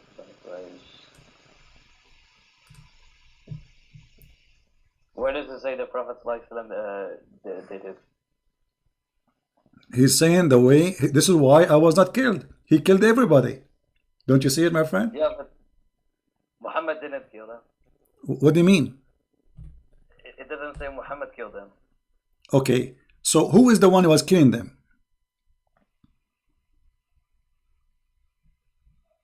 Oh wait, this is talking about Bani Qurayza. Yeah, Bani Qurayza, so they are a human, right? Bani Qurayza are a human, they are not monkeys. Are they human? Yeah, but they broke the peace treaty. No problem. So why you are killing their kids? But Muhammad did not command this. Some other guy did, and Muhammad said to him, "You have ordered like the commandment like Allah would do." And what the commandment of Allah to do? It says in the front of you that the Muslims, they slaughter everybody from those kids if they have little hair around their pubic. In Middle Eastern, okay, they have hair since very early age. Okay, and do you have a problem with that? You are calling me to show me that the Prophet is merciful. Where is the mercy to kill those children? What they did to him, Muhammad? Okay, so I'm asking you, is there a problem with killing women and children? No, I'm answering you. You said to me that the Prophet he released. I'm answering you. Your Prophet he released the captive. Let me ask you, did Muhammad release the captives who they are children or he killed them? My friend, I'm asking you about that hadith. You are the one who called me. Don't change the topic. You are the one who called me. You wanted to show me that your Prophet is merciful, right? No, but I'm asking you about that hadith. Do you have a response to it? That's all I'm asking. The response is very simple. What you said is not true. Because you are saying he's merciful. That's not true. Because the merciful will not do that. Let me ask you then. Did Muhammad he rape a woman before even she arrived to her house, to his house? In the way he just killed her parents. He killed her father. He killed her husband. And he raped her and her name is Safiya. Yes or no? Safiya gave her body willingly to the Prophet, not by compulsion. Who is the one giving her the, what do you mean? She gave herself willingly to the Prophet? Can you show me the reference? Yes. Can you show me the reference he raped her and by compulsion? Okay, I will show you, but you are the one who mentioned to me first that she gave herself to the Prophet. I want to see, are you making things up or you have reference? That's what I'm showing me. My friend, are you making things up or you are giving me, or you are going to give me a reference? I'm giving you the true interpretation because you are using your own interpretation. Can you give me the reference? Okay. Raped her. Show me. What? Show me the reference where he raped her. Well, you are the one who said I will show him a reference, but you start because you are the one who said to me that she gave herself to him. Okay, what if I show you in the Bible Moses killing all the women and children and men? You can show me, no problem. No problem. You know, the Jews believe eye for an eye, and those they attacking them. You know, they are killing. They took them, they raped them, they slaved them, and the Jews they are fighting back. So now don't change the topic. Did Muhammad rape Safiya? Yes or not? Did Muhammad rape Safiya? Did Muhammad rape Safiya? Yes or not? Don't change the topic. Did Muhammad rape Safiya? Yes or not? Listen, Moses kept all the virgin women alive, and he said to them, "Keep them for yourselves." Okay, read the verses for me. It says, "Keep them. If you want to marry one of them, you cannot sell her. Right. You cannot sell her, and she have to share hold on. She have to shave her hair for a period, so he will not get close to her until she is healed from what happened. She is a prisoner of war. This is what the Bible says, and I challenge you to read the verses you are quoting for me. Look, we have no problem to read our verses, and I challenge you right now in front of everybody to read the holy chapter, and we will laugh at what you said, because there it says that if you want to marry her, and you cannot sell her, you cannot sell her. You take her as a wife, and if you don't want her no more, you let her go free. Does it say that, or I'm lying? My friend, if you rape a woman in the Bible, then you have to marry her forever and pay 50 silver to the That's a big fat lie. That's a big fat lie. Don't change the topic. There, if you lay down with the women, not rape a woman. If you lay down with the women, which means she agree, because the women she don't agree, she will scream. The Bible say that clearly. Secondly, you're a prophet. He said the same, and you keep jumping like a monkey from a place to a place. Let us go one by one. I will stay with you until tomorrow, my friend. One by one, one by one. Does it say, you're quoting for me from the book of Moses, does it say that if you have a slave, you cannot sell her again? She have to shave her hair, and if you don't want her no more, you let her go free. Does it say that? My friend, according to your Bible, the father have to sell her daughter. You see, no, this is no. It's you who sell his daughter. You see, this is the Muslims when they the Muslims they say things. The Muslims they say things which they are incapable of even knowing. He quote and he keep jumping. Look, he topic from topic to topic. Okay, you want to talk about selling women? You want to talk about selling women? Do you want to talk about women sold by the father? Say yes. Say yes. At the end of the day, you came, what? What topic you want to talk about? Why you keep jumping like a monkey from a place to a place? What the topic you wanna talk about? You kept doing that. I'm not the one. You see, you called me to speak about your prophet, the prophet of mercy, and suddenly you jump about Moses, and then suddenly you jump about etc. So you keep changing. So tell me please, what topic you want to talk about? Okay, let's talk about satanic verses. Satanic verses, no problem. Here we go. Go ahead. I want to ask you what the problem is with Muhammad receiving the satanic verses and Allah abolishing what he threw in. Okay, so you agree that Muhammad he received satanic verses?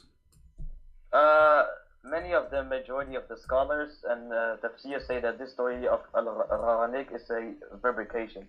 But so you just said, everybody heard you. What is your problem with the prophet receiving satanic verses? Yeah, I do it because Ibn Ishaq and two other early books say that he received satanic verses. All right. So can you tell me the story how Allah abolished those verses? How Muhammad he said those verses and how Allah abolished them? What do you mean? Will he receive verses? What the verses? About Alat, Manat, and Al-Uzza. Yeah, what he said about them? Basically, he was like praising the gods of the pagans, and later on he said, no, the pagans were happy with it, and later on he said, no, this is from Satan and not from God. Okay. And I want, okay. So you agree with that?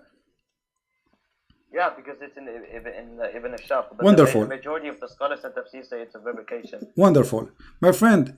We just heard all of you. What's your name? If you might say, so I can call you. Mahdi.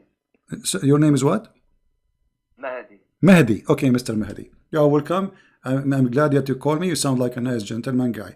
Let us not to change the topic, please, one by one. You said you agree with the topic. You agree that the prophet he received satanic verses, but it doesn't say in the Quran that Allah he said, "Can you make Quran like this?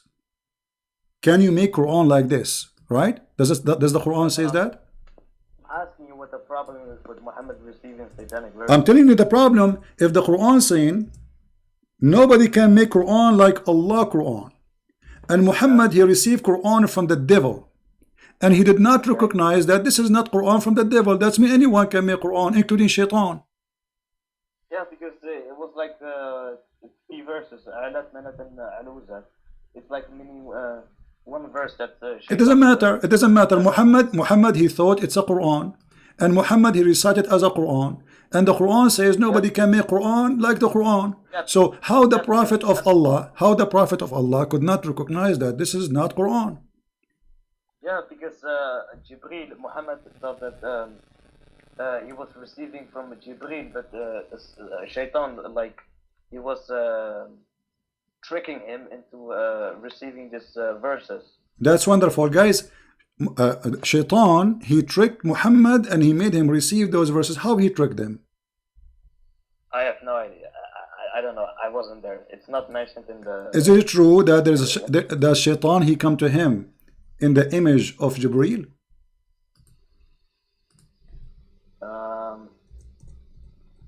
I would like you to show me the source from Ibn Ashaf or any early book.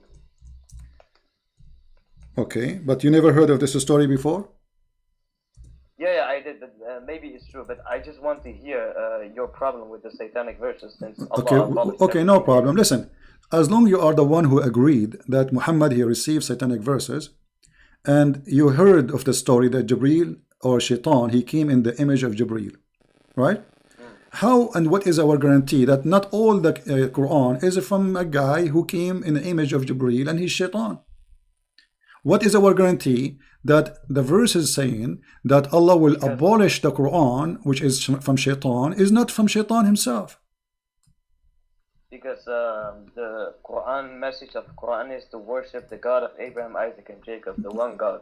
Okay, no problem. But you know, if you worship wrong worship, still you are not following the true God. As an example, you're a prophet, he kissed black stones. You Muslims, you claim that you are not pagans. Well, is that from Shaitan or from Allah kissing the black stone? No, he's doing that because it's holy. It's from paradise. It's holy. Where did Allah say to Muhammad, it's holy, kiss it? No. Okay, why he kiss it then? Because it's holy. Why it's holy? Because it's from paradise. Where it says that? It doesn't say that. Where it says that it is holy stone and it is coming from paradise, so we shall kiss it. Where it says that? Did Allah says that to him? No. So who said that to him? No, because in reality it's holy because it's from paradise. Okay. That's the reason it's kissing. So if a stone is coming from paradise, that make it holy. Yes. Okay. So when you go to heaven, you are going to kiss everything in the ground? No, that's different. That's when we are in heaven, but we are talking about the earthly life. What do you mean? We are now in the earthly life. We are not in heaven, so that's different. So what? If it's a stone from heaven, I mean it's a stone, and kissing a stone will make you a pagan person. Let me ask you, did this stone have a duty or it's useless? What do you mean? The stone, you see, we are talking about Muhammad receiving satanic verses, and obviously Muhammad he received a lot of satanic verses. One of them is the kissing the black stone. So this stone, is it useless or useful? If you touch it, then Allah on the day of judgment will forgive your sins. Okay, guys, if you touch the stone, Allah will forgive your sin. All right. The hadith says, if you touch the stone and the Yemeni corner, Allah he erase your sin. How and why Allah will erase your sin for touching a stone? Because that's how Allah is making His creation. If He wants to do that, then He is gonna do that. It's His decision. What? It's a stone. You see? I mean, how easy it is. Just touching a stone will make me lose my sin. Yes. Okay. Why? What is the logic in that? What? Okay. Okay. Why? If you touch? Explain to me. Why, if you touch the stone, is going to erase your sin? What will happen exactly? Then on the day of judgment, the stone will. Allah will make the stone rise, and the stone will say to Allah, this person, such a person, touched me, and then Allah will forgive him and allow him to enter paradise. That's wonderful. So the stone now became a mediator between the man and God. Is that correct? Sorry? The stone is going to intercede for you. Yes. Okay, but isn't it the Quran says in that day there's no intercession? By His permission. Except by His permission, and the permission given to the stone? What are you talking about? He gives permission to the stone. He gives permission to Muhammad. Okay, so the stone is a person, because you are saying now the stone is going to speak, and the stone is going to have a tongue, and the stone is going to have eyes. Is the stone is a person?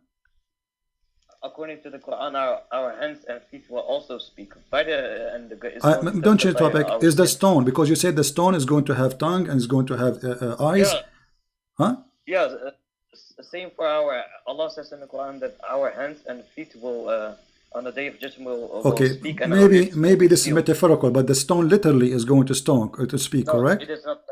Okay, not metaphorically, no problem. Okay, no problem, not metaphorically. So the stone is going to witness for you in the day of judgment. Witness to whom? About what? Isn't Allah knowing everything?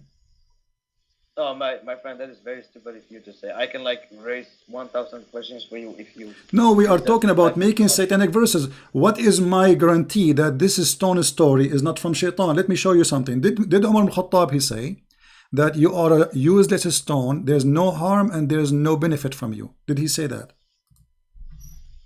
You said if Prophet would have not kissed it, I would have not used it. Thank you very much. But he said you are a useless, harmless stone. Yes or not? It is not useless. He said that. He said you no doubt that you are a stone, can neither benefit anyone nor harm anyone. Did he say that or not? That is not true. It does benefit because Allah will forgive you. So you are saying Umar ibn Khattab, he did lie? No. Okay, if he know, well, he said the hadith in front of me, and you speak Arabic. Yeah, but that's Umar ibn Khattab. That's not the Prophet. Okay, but if Umar ibn Khattab saying something not true, it's a lie then. No. What do you mean no? Either you agree with him or you don't agree. No, did he tell the truth when he said that? Did he tell the truth when he said that this stone is useless? Yeah, he said that, but the Prophet ﷺ did not say that. Okay, so the Prophet contradict the teaching of Umar ibn Khattab, correct? The Prophet's teaching contradict the statement and assumption of Umar ibn Khattab, yes. Okay, so Umar here was lying. No. What he was doing he made his own assumption. Okay, how a person who is living in the time of the Prophet all this time, he thought that the stone is useless, and now he is practicing kissing a stone, yet he knew it's useless. Why? How come none of the Muslims says to him, don't say that, it's useful? Because the stone, it's literally a stone. It doesn't, it will benefit us, but Umar ibn Khattab wasn't talking about this benefit on forgiving sins on the day of judgment. He was talking about the benefit of that the stone is like a stone. It doesn't do anything to anyone. Okay, hold on. He is saying, because the Prophet, he kissed you, I'm kissing you. He is telling you why he is saying it's useless. Kissing you is useless.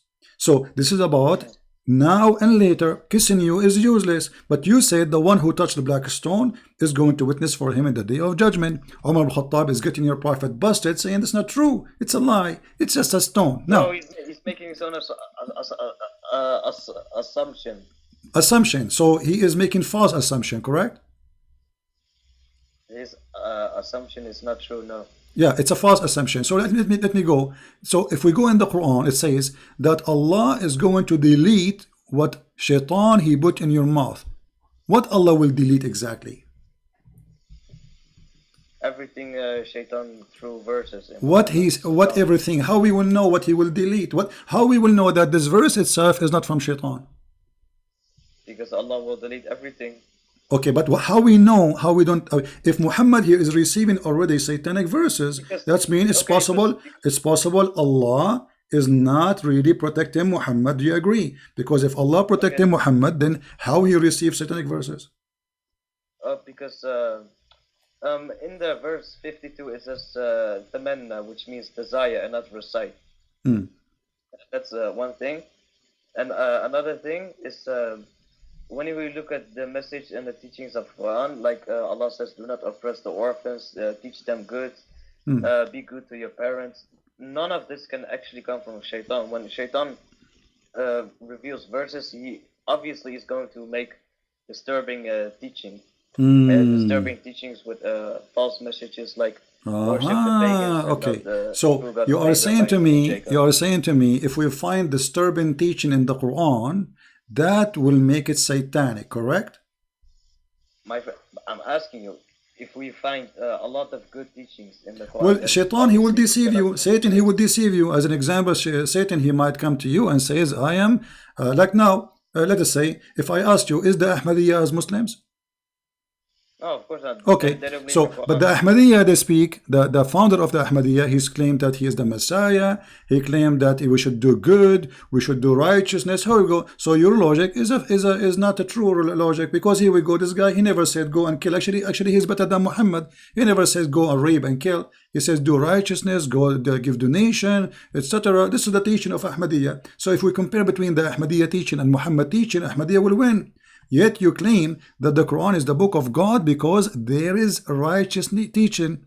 Let me ask you, according to the Quran and the interpretation of the Quran, can you have sex with your daughter out of marriage? Doesn't the Quran make a long verse saying, forbidden unto you are your fathers, sisters, and etc., etc.? Right. Making incest forbidden? Correct. But the Quran too, it says وَجَعَلْنَاهُ نَسَبًا وَصِهْرًا, and this is the interpretation. Actually, before you call. No, I don't care about interpretation. I care about the facts about Quran and Hadith. You don't care for the interpretation. That is very good. So, if we ask you who is going to give interpretation, you say me, you. Sorry. Who is the one who will give us the interpretation, the correct interpretation for this verse? You said, I don't care for interpretation. As long it doesn't contradict Quran and Hadith, then it is okay. Okay, my friend, it doesn't contradict the Quran, because it says you can have sex with your daughter from adultery, not from marriage. And the Quran says, وَجَعَلْنَاهُ نَسَبًا وَصِهْرًا. Everything really. Okay, according to Islam, let me ask you. According to Islam, if you have a son or a daughter from adultery, can she carry your name? What does that mean? Can she carry your name? Which means she can carry your last name. She can be accepted by you and society as Islam, according to Sharia law, that they are your sons and your daughter. If it's in the Hadith and the Quran, then yes. No, according to Islam, and I challenge you, according to Islam, if you have a son from adultery, he cannot be your son. Even your prophet, he said that al-waladu lil-firash waz-zani lil-hajar, which means the one who is the son of adultery, he will be considered the son of the one who owned the bed, not the real father. Do you agree? Habibi, I would like to get back to the topic about. We are in the topic. We're on the topic. We're on the topic. So you agreed and you admitted that the interpretation of Islamic scholars agree that you can have sex with your daughter. Yes or no? No. Okay, it's in front of you. Read it for us. Okay, read it for me, please. Read it for me. Here we go. It's in front of you. This is Tafsir al-Qurtubi. I would like to get back to the topic, please. We are back in the topic. This is disturbing teaching. No, I would like to talk about your problem with satanic verses. Because my friend, we are talking about the satanic verses because I believe this is from Satan. That there's a prophet, he come to us and he say, you can have sex with your daughter from adultery. Wait. I heard you say in one video, the Quran gives not authority to Shaitan over Muhammad, yet Shaitan controls him. I would like to prove that that's very false. That's very wonderful. Okay, so you are changing the topic, but it's still close because we are talking about satanic verses. Shaitan control Muhammad or not? Let us see if this is true. The satanic verses, number one, proving that Shaitan controlled Muhammad because he controlled his tongue, he controlled his mind. He made him say things which he should not say. This is number one. Number two, your prophet, according to the Muslims, he was under the control of a black magic. Is that correct? Black magic is not Shaitan. So what it is? It is magic revealed by Harud and Marut. Okay. It has nothing to do with Shaitan. Okay, so your God Allah, he sent two angels to open a school of Harry Potter, and they teach magic. But who is the one who will use? You are the one saying that to me. Why you are laughing? Chapter 2, verse 102, it says, Allah, he sent Harut and Marut in the Babylon tower to teach magic, correct? Yes. Okay, so they open a school of magic of Harry Potter in the Babylon Tower. Now, who is the one who learned from them the magic? The two angels. Who is the one who learned the magic from them? The people of Babylon, whoever wants to learn. Okay, read for me please, chapter 2, verse number 102. It says that Sulaiman is not a kafir but shaitan. They are the kuffar, who they are teaching the magic. Does it say that? Sorry, can you show me? Okay, with chapter 2, verse 102, it's on the screen. You can My read. English is not that good. No problem, here we go. وما كفر سليمان ولكن الشياطين كفروا يعلمون الناس السحر وما أنزل على الملكين ببابل هاروت وماروت. So who is the one who is practicing the bad magic on mankind? Is shaitan. The Quran says that. So your prophet was controlled by the black magic, controlled by shaitan. No. The two angels teach magic, but Allah says in the Quran that whoever does accept teaching this magic, he will enter hellfire. My friend, does it say there that shaitans are teaching magic? Yes or no? Am I lying? No. Okay. No what? So wait, Habibi, I will call you back in just 2 minutes. No, don't call me back. Where you want to go? I'm enjoying conversation with you. You are a scholar. Wait, my mother. Wallahi, I will call you back. I'm not going to stay here forever, my friend. Tell your mother this is important. You are defending Allah. He hang up. Shaitan controlled the Prophet. Shaitan, he agreed that he received satanic verses. Muhammad is under the influence of a black magic. He says things he is not aware of. He do things he is not aware of, and yet we can trust him to be a prophet. I mean, what is more proofs we need that Muhammad is a fraud? You know?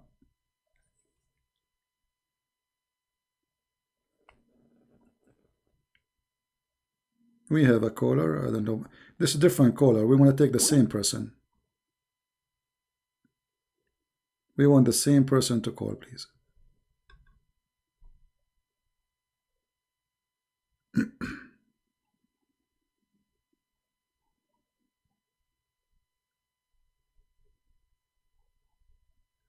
Please don't call until the guy he called back. He promised he will call back. Let us see if he's a man who keep his promises. And he is the one who chose satanic verses. And you notice how Muslims, they change topics so fast. From a place to a place to a place to a place. All of them do the same thing. And you have to be sure, like you have to force them to stay in one topic. Otherwise, they will be all over the place. And the reason they are all over the place because they are trying to escape the embarrassing moment. He called me to say Muhammad is a person of mercy. The second we start showing him that Muhammad raping women, he changed the topic.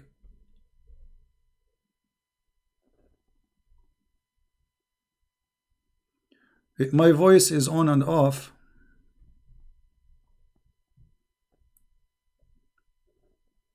Yeah.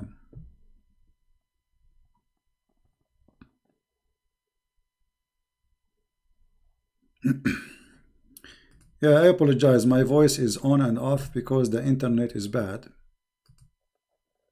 So you have to be. Here we go. He's calling back. Look like he is keeping his promise. That's good. Hello? Hello? Yes. Yes. Okay. So my friend Mahdi, thank you for calling back first. Now your prophet is under black magic. Black magic is what it is? Is it an evil thing?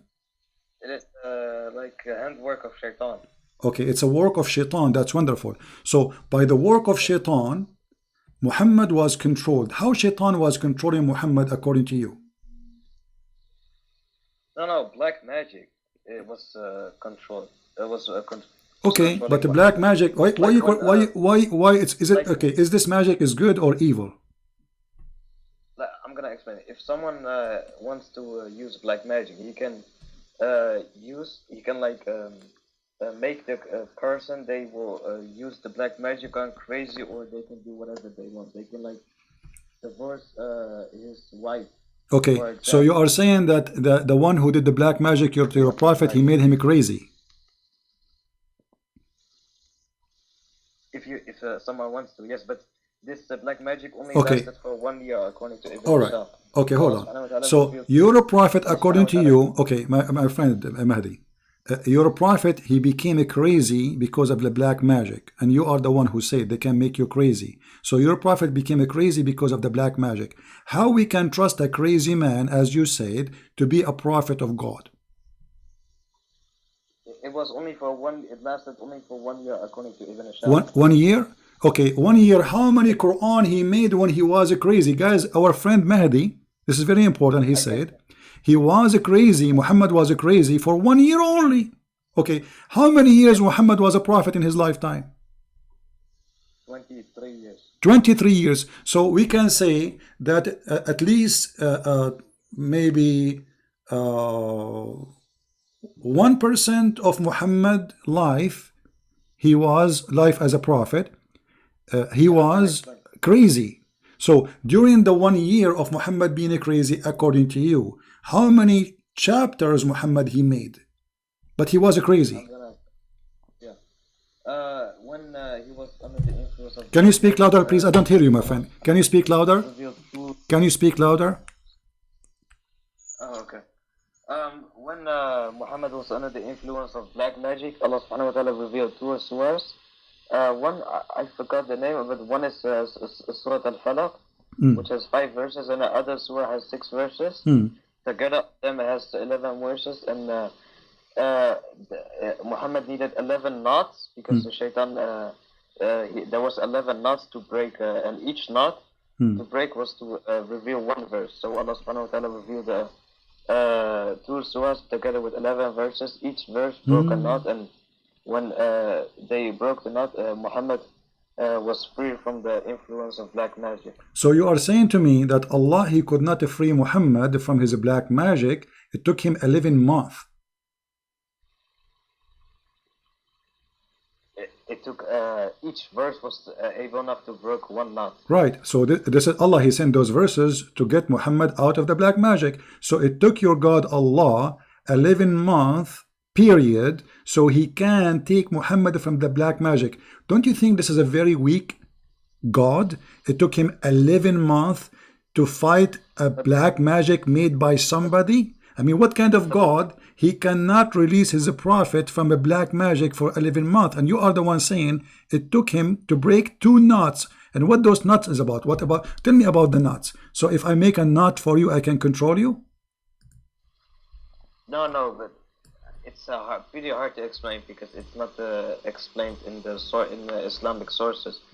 But basically, when Allah says in the Quran that Muhammad will be tested with a lot of tests, like all tests before Muhammad, all the prophets Allah made before Muhammad, like a lot of examples I can show you. But okay, show me an example of a prophet was controlled by knots. Why are you saying knots? You just say black magic. It's you are saying that, and the Quran saying that. You are the one who mentioned knots. This is in chapter of Al-Falaq, chapter 113. It says, وَمِن شَرِّ النَّفَّاثَاتِ فِي الْعُقَدِ وَمِن شَرِّ فَاسِقٍ إِذَا وَقَبَ. Okay, so how a person can control you by the knots, and Allah took him 11 months to open those knots. Do you think that Allah, he need more training? Do he need to go to Harry Potter school so he can finish it faster? You admitted, and everybody heard you, that the prophet was under the influence of the black magic, which make him crazy, for 11 months. And it took Allah 11 months to take the knots out. Allah's not gonna Allah's not gonna wish to release Muhammad from the black magic at once. Allah tests the prophet. How that can be testing the prophet? If the prophet now is crazy and that will not make him tested. This is not testing. This is humiliating. What the point of this testing? If you are making things like something I did not choose. Did Muhammad choose black magic? No. So if you force something on me and then you say this is testing, this is crazy. This is not a test. This is kind of illness, right? Because you are controlling me. I have no control of myself. So what kind of God? He allowed the devil or any evil power to control his prophet, who supposedly people will follow him. Now your prophet is a prophet of God, and you Muslims, you follow whatever he do, whatever he say. So you said for 11 months or a year, Muhammad is a crazy man. Now, how many things you learn from the crazy man during the 1 year? Can you tell me how many things you learn from him? Okay. When Jesus was in the desert, he was tempted by Satan for 30 days. Is that? But I'm not gonna say Jesus was like very crazy or something. Like Jesus was, according to your belief, still. He overwon that temptation by Satan. No, you see the temptation there, Shaitan, he offered him things. Jesus, he refused. So he did not control Jesus. He did not make him do things. He did not make him say things. So Shaitan, he is just offering things. Jesus said to him, it's been said, you know, don't test your God. It's been said, don't do this. It's been said, don't do that. So this is just a conversation. Temptation is Shaitan now offer me, let us say, to go and do gambling. This is temptation. Did I do it? No. So this is a temptation of offer. Here we have your prophet is under the control of the devil, and you agreed it was for a period of 1 year. So I'm asking you now, why Allah allowed the devil to do that to Muhammad, who is going to be followed by Muslims? Now listen, did Muhammad did something crazy when he was under the influence of the black magic? Yeah, he was like doing imagining that he had sex with his wives while he did not. All right, that's wonderful. So how that can happen? And don't you think that this is mean that Muhammad, he lost his mind? A man, he imagined himself having sex, but in fact he did not. So what he was doing? No, but this is talking about his daily life. Like Muhammad receiving revelations from Jibreel. Like imagine Muhammad getting revelations from Shaitan for 1 year. First of all, if that was true, then Jibreel would have said to Muhammad after 1 year that you should delete all these verses you said because you were under the influence of Shaitan. Okay. And Allah said he abolished everything that Shaitan threw in. That's so wonderful. Nothing is by That's wonderful. So according to you, that Muhammad was delivering satanic verses for a year, and then Jibreel, he came and he tell him, those are satanic verses, we have to delete them because they are bad, they are not from Allah. Okay, how come Muhammad did not notice that this is from Shaitan? I'm not telling you he received revelation from Shaitan for 1 year. I'm saying maybe but Muhammad was not under the control of Shaitan. He was under the control of a person casting his spell on Muhammad for 1 year long. Not Shaitan Muhammad getting revelations for Shaitan. But you admit that Shaitan, he gave him revelation, but you do not know. I'm telling you if. What if? No, you said in the beginning. No, my friend, you said in the first thing you said to me when we started this topic, you said that yes, you agree that Shaitan, he gave him satanic verses and Allah deleted them.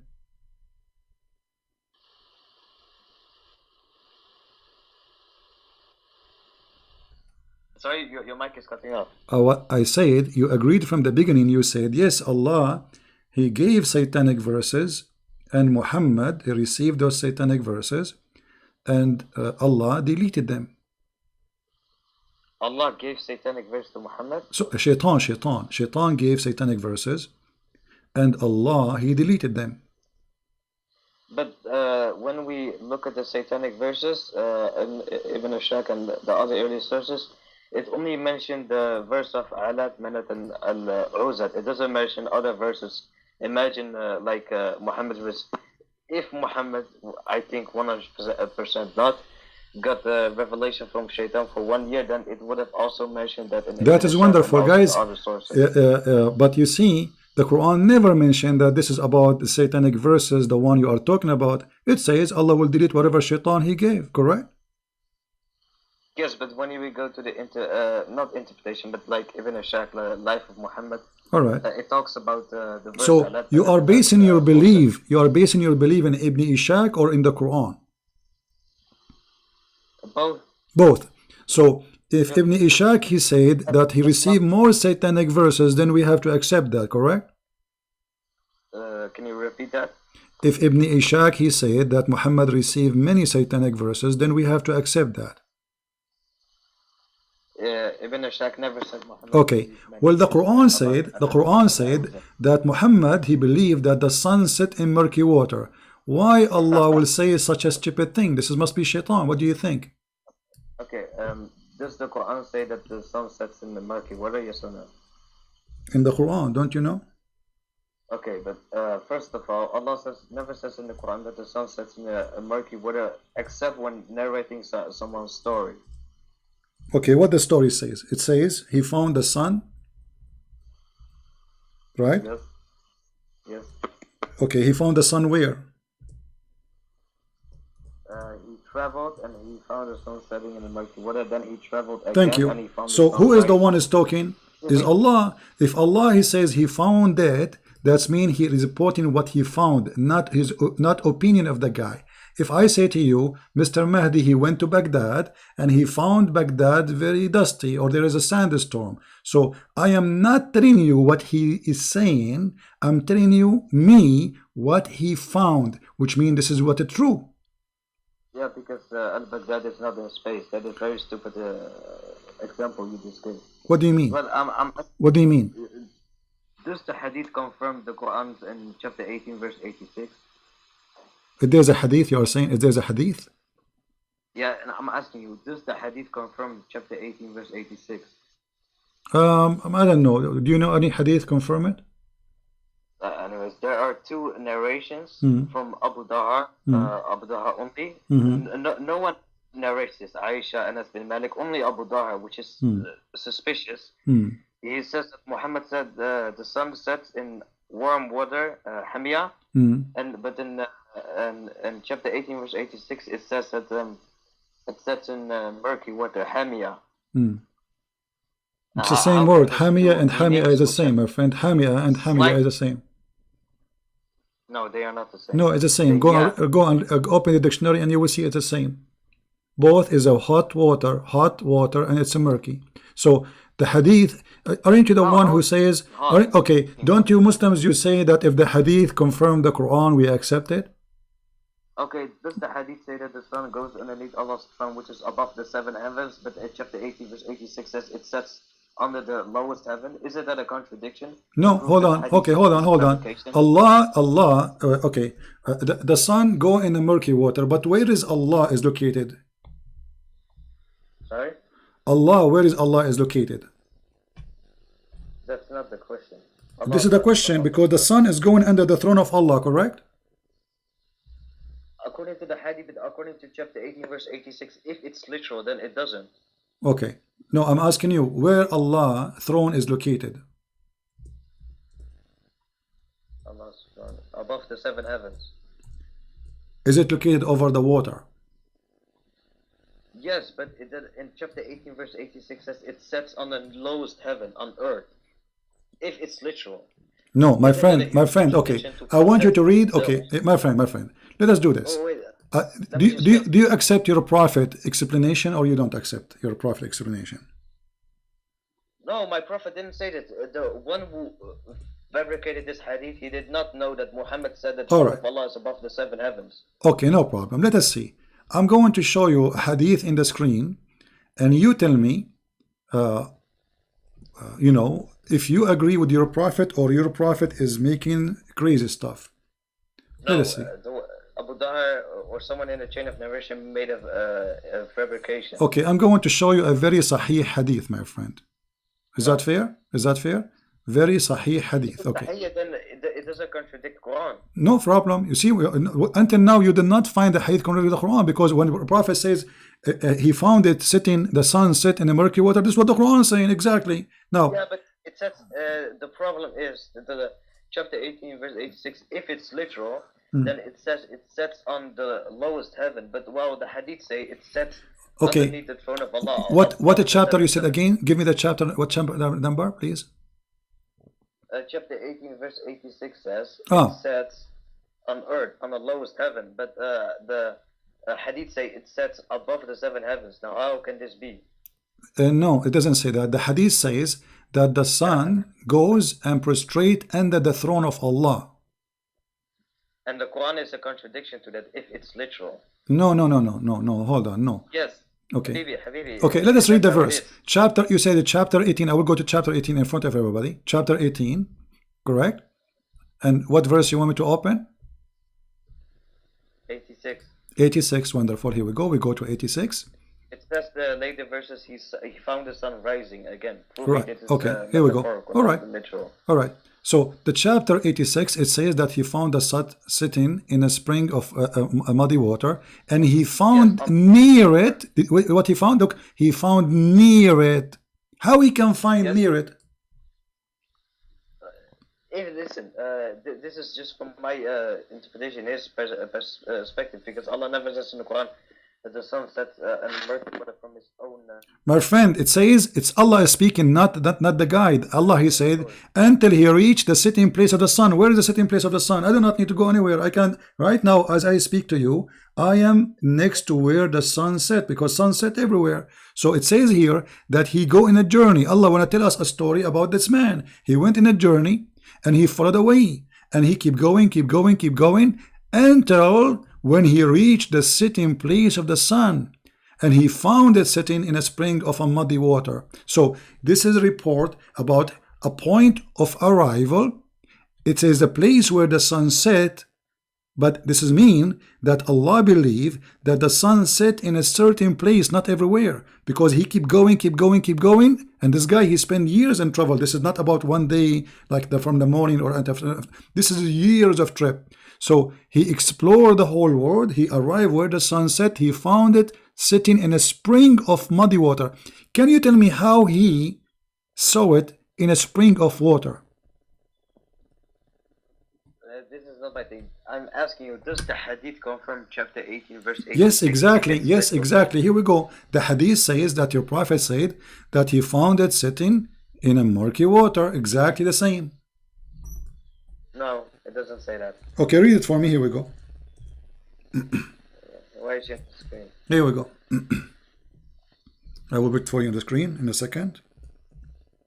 Here we go. And this is not a da'if hadith. This is sahih chain hadith. You see it? This is sahih.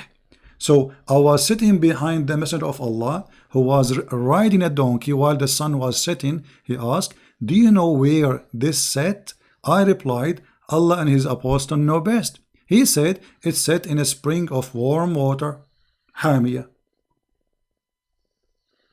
Yeah, and chapter 18 verse 86 says dark, like muddy water. How can it's the same. Hamia and Hamia is the same word, my friend. Hamia. No, okay, what Hamia mean? Okay, what Hamia mean? Hamia means boiling water. Correct. And this is a water in the ground, correct? No, it can mean any type of boiling water. So what are you saying, that your prophet saying that the sun was sitting in a dish? Well, I'm asking you, it can be any type of boiling water. It doesn't mean where. My friend, Hamia, the Quran have many ways of recitation. Some recitation says Hamia, some says Hamia is the same word. You can open the dictionary right now. And if we go right now, listen, if we go, okay, listen. So your prophet, he said here, hot boiling water. The Quran, according to you, says boiling and murky. Correct? This is the difference. What is the big deal? He did not mention to you the word murky. He confirmed. Okay, did he confirm? Listen. Did he confirm that it's sitting in a spring of water? Yes or no? He said Quran says dark mud. No, this is not the question. Did he confirm that the sun set in a spring of water? No, it's a spring of dark mud, in the spring of murky. My friend, does your prophet say, did he say in the hadith, he said it's set in a spring of, forget about dark and warm and warm. Did he say a spring of water? Does it set in a spring of water? Yes or no? We we should look at what type of water this is. No problem, but it's a water. At the end of the day, if it's hot or not, that will not make a difference. If it's muddy or not, will not make a difference. It's a water. So the Quran agree with Muhammad here that the sun set in a spring of water, and he is saying it's boiling. According to you, Hamia, not only boiling, it is boiling water and muddy. Okay, but he did not contradict. Why are you lying? It doesn't say boiling water and muddy. It says only muddy water in the Quran. Okay, here we go. I will open the Muslim translation. Okay, let's see. You're calling me liars. Now you're insulting me. Here we go, guys. Does it say? Okay, hold on. Does it say black, muddy, or hot water? This is your translation. This is your Muslim translation. I don't have a translation. I am not English good. It doesn't matter. The translators, they are Muslims. So you are calling me a liar. What about we open the interpretation? My friend, I know Arabic. It's like saying. Saying what? You're giving stupid. I know what the word hami means. Okay, what the word hami mean? Listen, Habibi. What is the word hami? What is the word hami mean? According to who? Muddy water. Okay, according to who? Muddy water. According to Arabic. What do you mean? According to? Is that according to dictionary or according to you? According to a dictionary as well. What are you talking about? Okay. So it's a muddy water only. It's not a hot water, correct? No. Listen, you are not getting my point. The hadith say that the Quran, the hadith say that the sun sets above the 7 heavens, and the Quran says on the lowest heaven.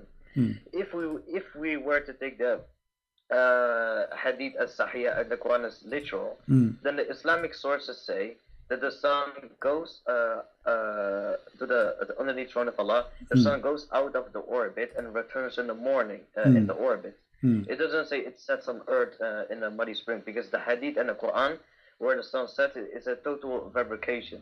It's a total contradiction. Okay, but this is mean the Quran is false because you just said there's a contradiction.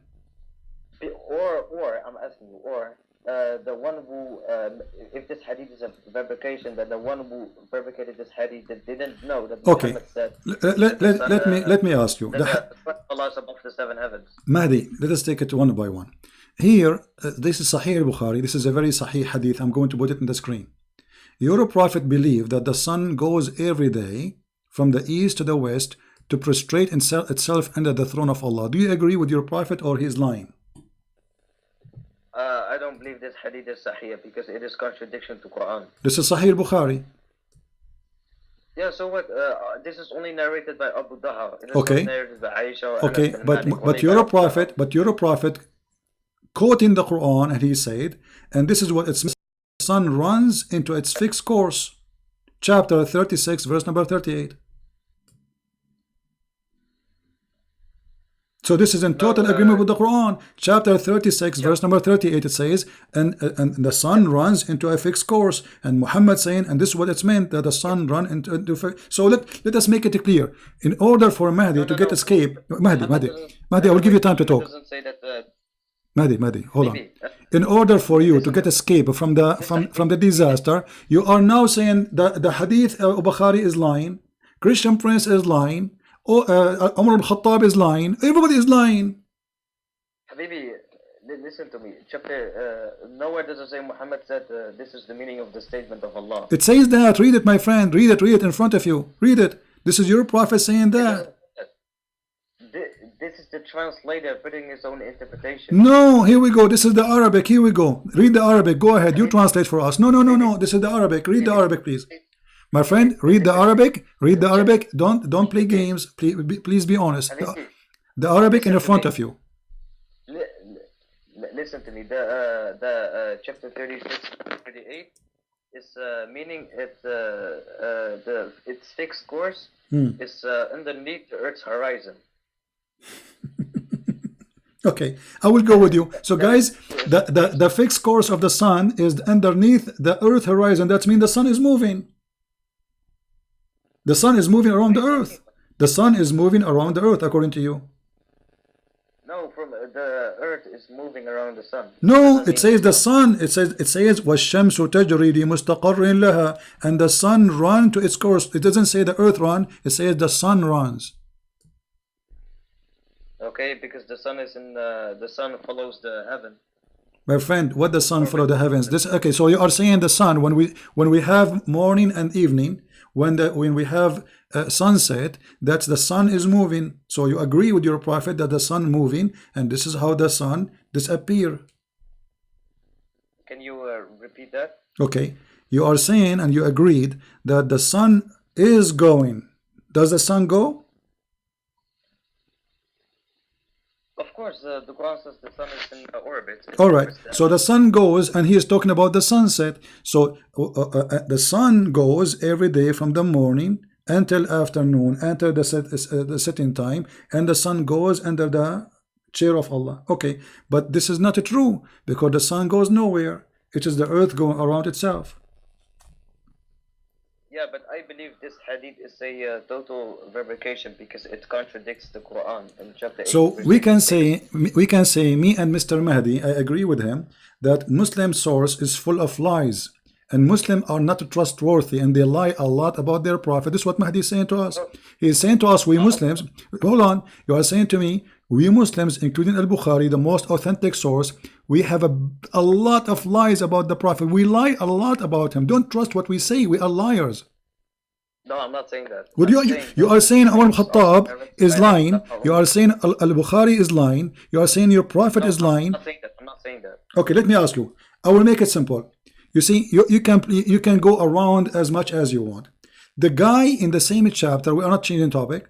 In the same chapter, he keep going. He changed his direction, and then he keep walking until he found where the rising place of the sun. Yes, this proves that it's not literal.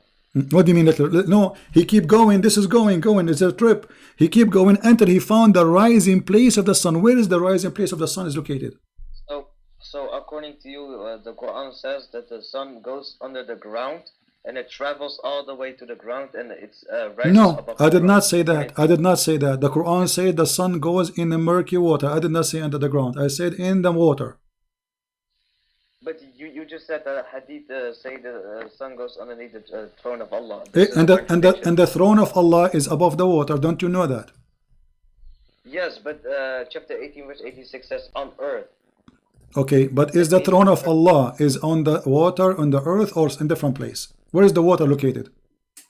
It doesn't matter where the water is located. It matters where the sun sets. Okay, no problem. Where is, okay, no, it's matter. The throne of Allah is located where? Is above the water. Where is the water located? It says it sets above the seven heavens. My friend, no, hold on. The throne of Allah is upon the water. Where is the water? Is in heaven or down in earth?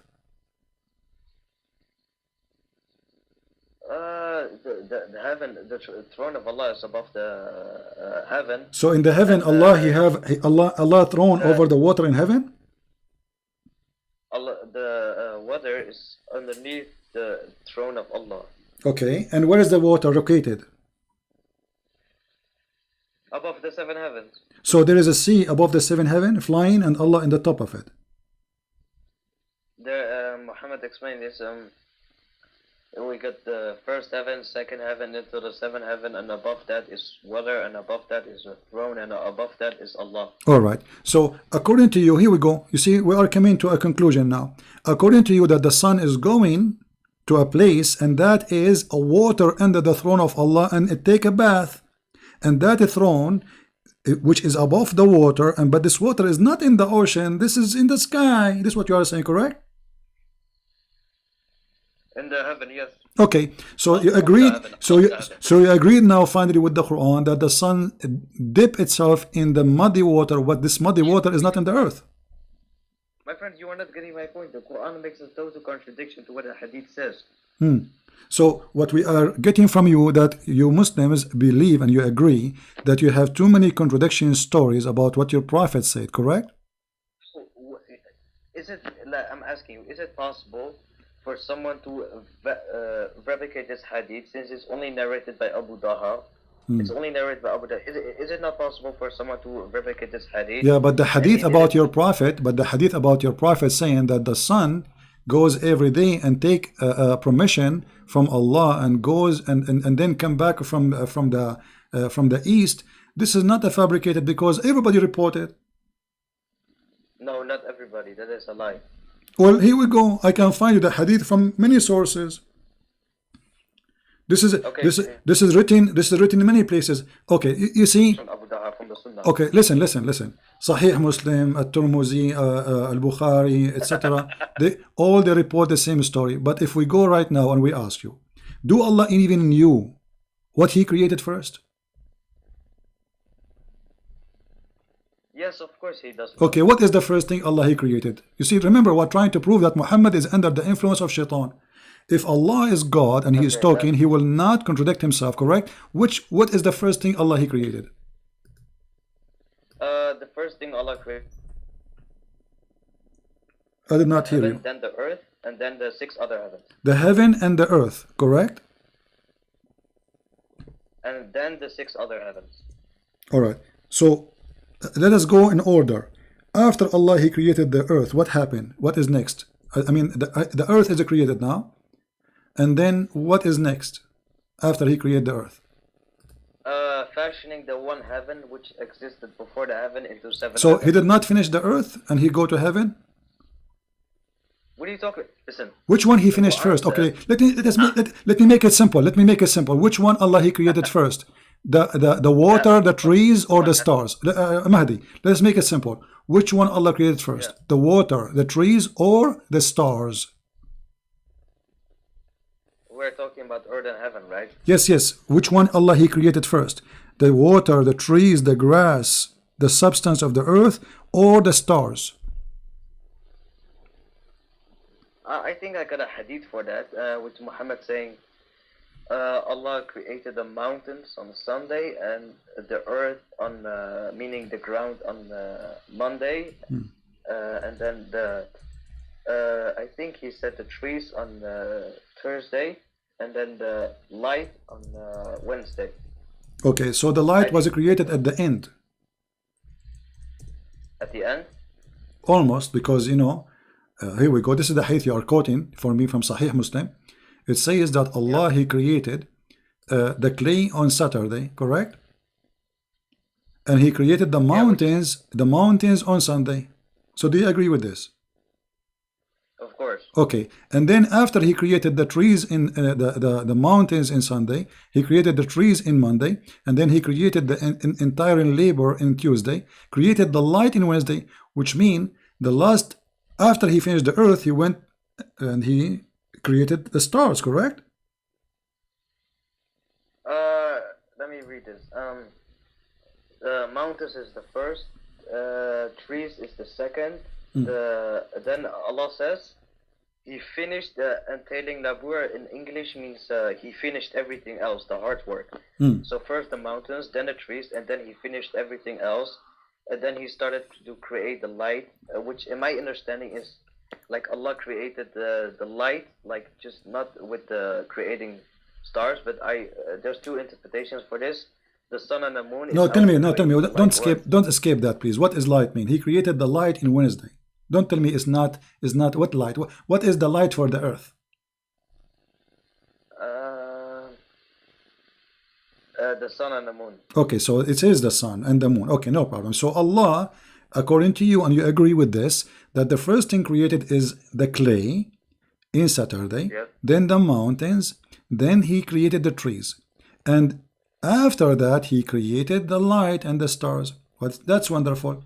But let us go to the Quran, and we will see that Muhammad must be receiving satanic verses, because Muhammad says, here we go, chapter 79, verse number 27. You can open the Quran from your side. It says, أَأَنْتُمْ أَشَدُّ خَلْقًا أَمِ السَّمَاءُ بَنَاهَا رَفَعَ سَمْكُهَا وَسَوَّاهَا وَأَغْطَشَ لَيْلَهَا وَأَخْرَجَ ضُحَاهَا. And then read the translation. Are you more difficult to create, or the heaven He constructed? He raised it high, and He has equal order it. It's night covered by darkness. He created the night and the day. And after that he spread the earth, and after that he made the grass and the trees, and after that he created the mountains. So this is totally different order from the hadith. Which one you take now? Which is different. It says he darkened its night and extracted its brightness. I believe that this is talking about the stars and not talking about sun and the moon. Okay, isn't it no, it says وَأَخْرَجَ ضُحَاهَا. ضحاها. You know what duha mean? What duha mean? When the sun is what? Come on, you speak Arabic. What duha mean? So don't tell me it's about the sun.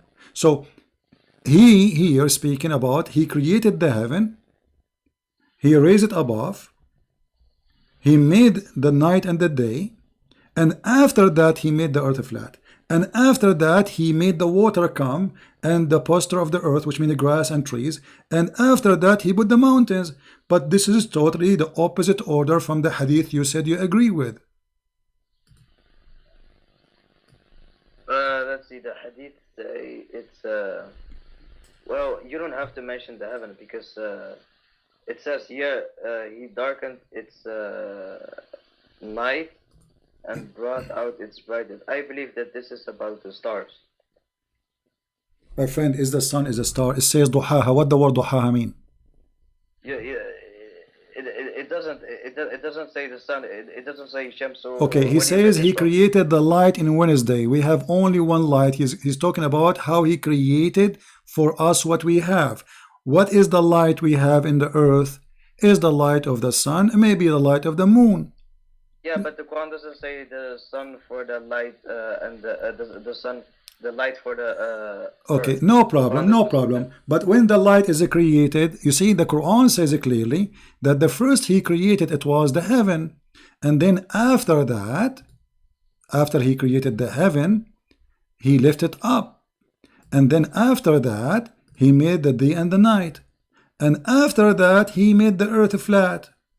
Correct? Made the day and the night. Where do you read that?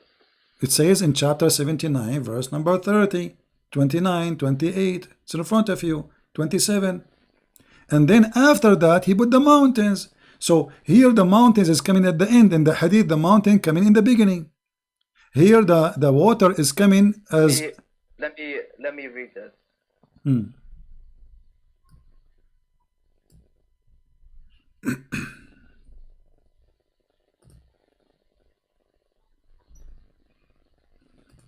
I can explain to you. The Quran says the heaven is the first thing, and then in my interpretation the stars, and then the earth, and then he started creating the earth and the mountains, and then at the last thing he finished creating everything else on the earth, and then he created the sun and the moon. Okay, wonderful. So which one do we accept now, the hadith or the Quran? Because I just told you both. You have to listen to what I say. No, I did not listen to what you say. What you are saying to me, it's not the hadith saying, listen carefully. The hadith saying, Allah he created the clay in Saturday. The Quran saying the first Allah he created is the heaven. No. Are you trying to make a contradiction? The reason why the hadith say he created the earth on the which day was it? Saturday. The reason why the hadith mentioned this before it, as example in chapter 41 verse 9 to 12, is because the 6-day creation in Islam is not the heaven and the earth and the sixth heaven. The 6-day creation in Islam is Allah creating the earth first, and then fashioning the heaven which already existed before the earth into 7 heavens. That is the 6-day creation in Islam. So when the hadith mentioned the 4-day creation, like the mountains on Saturday, the mountains on Sunday, earth on the Saturday, okay. It mentions the 6-day creation. Mahdi. So we will not be confused. I'm going to type in the screen. I want you to make it clear for me. I'm going to type number 1, Tell me what is number one Allah He created. I will type it in the screen. I will take a snapshot, so later you will not say I said that, you did not say that, or you didn't understand me. So we can be clear about what you say. So I'm going to ask you now, what was number one is created? Number one. Hello? Yes, what was number one Allah He created? We will go like this. heaven. Number one, number two, number three in details, and we will take a snapshot so we will not be confused. What is number one? The heaven. Heaven. Okay. The stars. Okay, number two is the stars. Correct? Okay. Then the Just one by one. So number two is the stars. Just to be sure, we are not making things, we are not getting wrong information. Okay. What is number three now?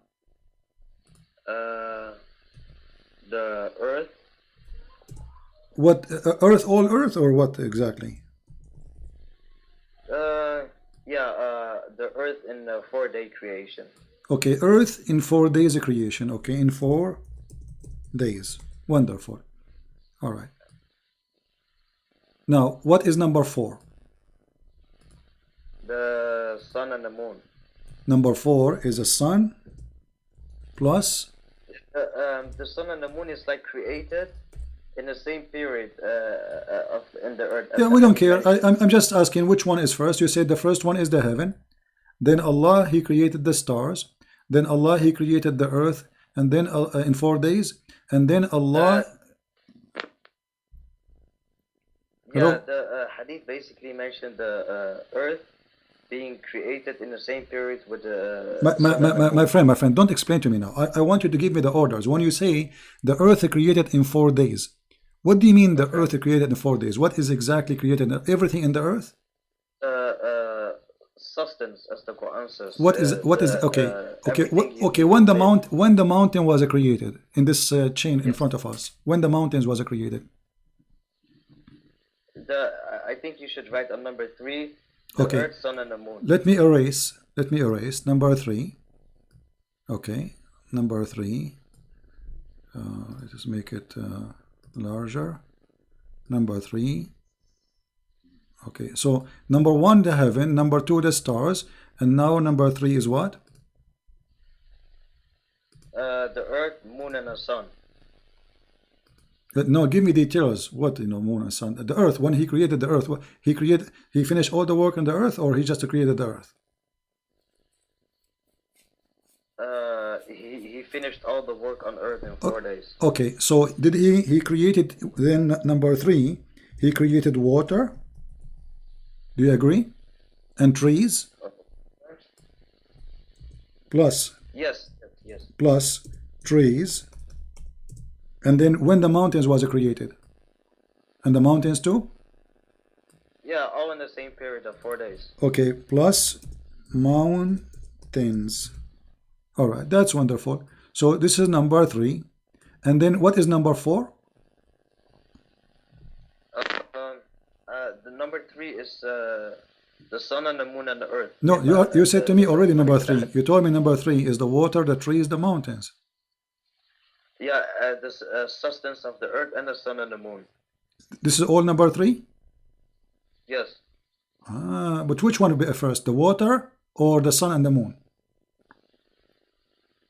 The water. The water. So that means we keep it in order. Number 3 is water, trees, and mountains, and then number 4 is sun and moon. What is next? Anything else? Let me see.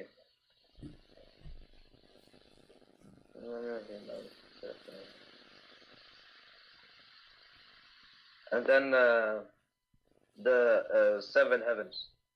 This is number 5, 7 heavens? Yes. But I thought you said number 1 is heaven. Yeah, but the heaven first, and then after the earth, he fashioned the heaven into 7 heavens. All right. So guys, this is the order, and everybody my witness. Do you have another thought before we go? No. No, you are sure? Yes. Okay, I will take a snapshot. Here we go. And I hope I will not lose my internet. And now we will go to the Quran. In the Quran, my friend, in chapter 41, verse, Yes. we start from the Quran. Let's go there. Yes.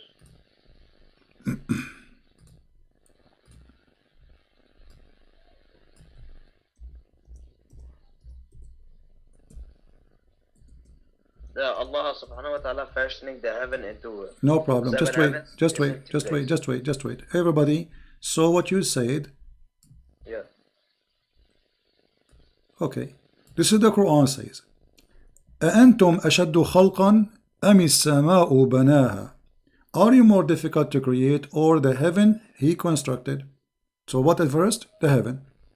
رفع سمكها فسواها. So he raised it above, in order. And then he made the light and the darkness, which mean the moon and the sun. No, it doesn't say light and darkness. It Okay, says, my friend, it says that وأغطش ليلها وضحاها. He made night and he made a day. It says that in front of you. Does it say the word night and the word day? ضحاها, the daytime. We can open the interpretation. no, duhaha is when he spread the earth. Stop lying. Okay, here we go. He said stop line. I'm going to open interpretation. What interpretation you accept? My friend, Muhammad, you explained in the hadith. My friend, you just said I am lying. So either you are lying or me. One of us have to get busted immediately. No. Which interpretation you accept to show you that this is about creating the day and the night? I believe myself that this is about creating the My stars. friend, you just said to me, you are lying. You accuse me of lie. This is a shame. Shame on me to lie. So now, if you are sure this is what it's mean, what interpretation you accept? My friend, I don't use interpretation. I use So, Allah and Muhammad. so why you don't accept? And are you saying interpretation they will agree with me and they will not agree with you?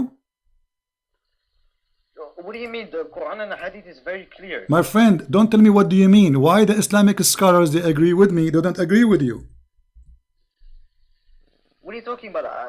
I'm the asking Quran and you, Hadith is does clear. it say that this is mean he created the day and the night? You said no. Because this is what they think. They think so. They are stupid. They are lying.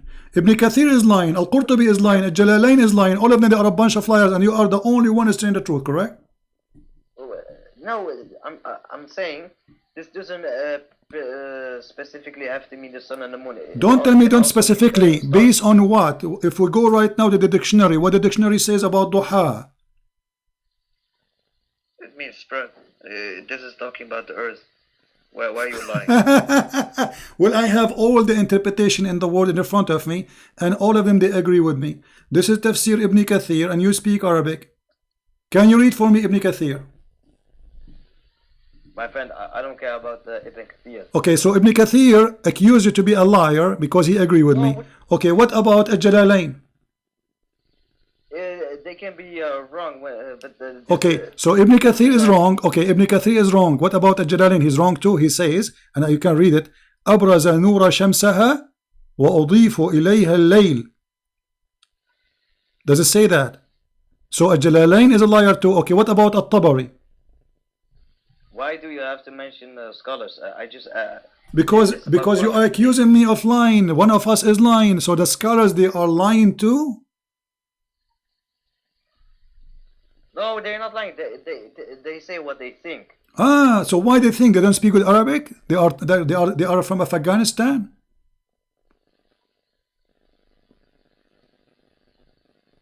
Habibi, can you please show me from Don't say my love. Don't say to me my love. I'm not your love. You see, you are. It's very embarrassing that you are the one who accused me of lying. The fact you are lying.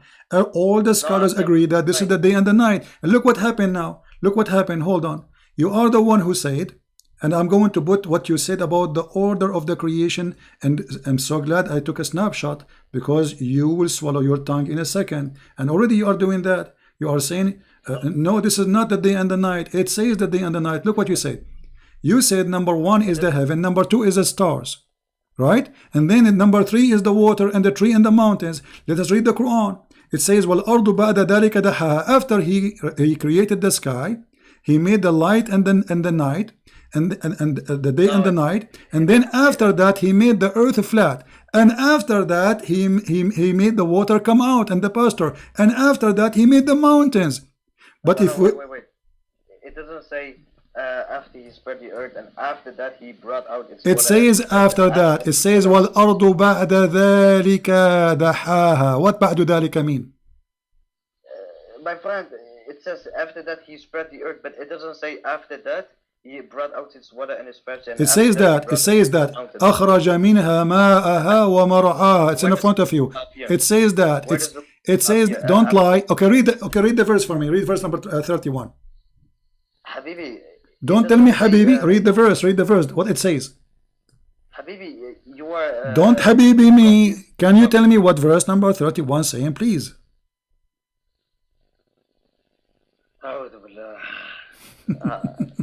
And now I understand why scholars like Muhammad Hijab do not debate you. Muhammad Hijab is a scholar. Muhammad Hijab is an idiot. You know more than him.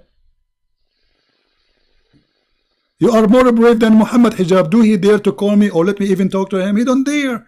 You are more brave than him, and you are now getting busted like Mimi Hijab and the rest. This is why he don't call me. He's smarter than you. Muhammad Hijab is smarter than you. He did not call me. He did the right thing. You now getting yourself busted. You say this verse doesn't say the water and the pasture. It says in front of you. Read it.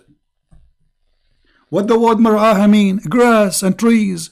What the word water mean? Ma'uha. So why you are lying? But it doesn't say night or day. It says... it says night and days. It says night and day. I mean, it says he darkened its night and brought out its brightness. My friend, I showed you all the interpretation. Name one for me, agree with you. Just one. We have thousands of scholars interpretation for the Quran. Can you find me one agree with you? Just one. Okay. Mimi Hijab, I agree with you. He's a scholar. According to you, Mimi Hijab is a scholar. Mimi Hijab, he don't have a high school in Islam, you idiot. What's wrong with you? Mimi Hijab is a scholar now. Okay, listen. It says there and after... No, hold on. You said Mimi Hijab is a scholar. What is the education of Mimi Hijab in Islam? Do you have a degree? No. So how he became a scholar for you? So you are saying to me now, Mimi Hijab is smarter than Al-Bukhari, smarter than Ibn Kathir, smarter than Al-Jalalain, and he knew better, and you are following him. So now you are worshipping Mimi Hijab. But here we go, I'm showing you the reference. This is Al-Jalalain, this is Ibn Kathir, this is Al-Tabari, this is Al-Qurtubi. What about Al-Qurtubi? What's wrong with Al-Qurtubi? You think he's bad too? Okay, now can I finish? Okay, go ahead. It says after Allah constructed the heaven, He raised it and He darkened its night. But it doesn't say after that He darkened its night. If this is talking about the sun and the moon. It doesn't say after that? No, it does. It says and. Okay. Here, you see, let us see when the word after started. It says here, and after that, which means everything before it was before. And after here is after, correct? Do you agree? So from verse number 27 to verse number 29, it was before, and then after that, he start working in the earth. Do you agree with that?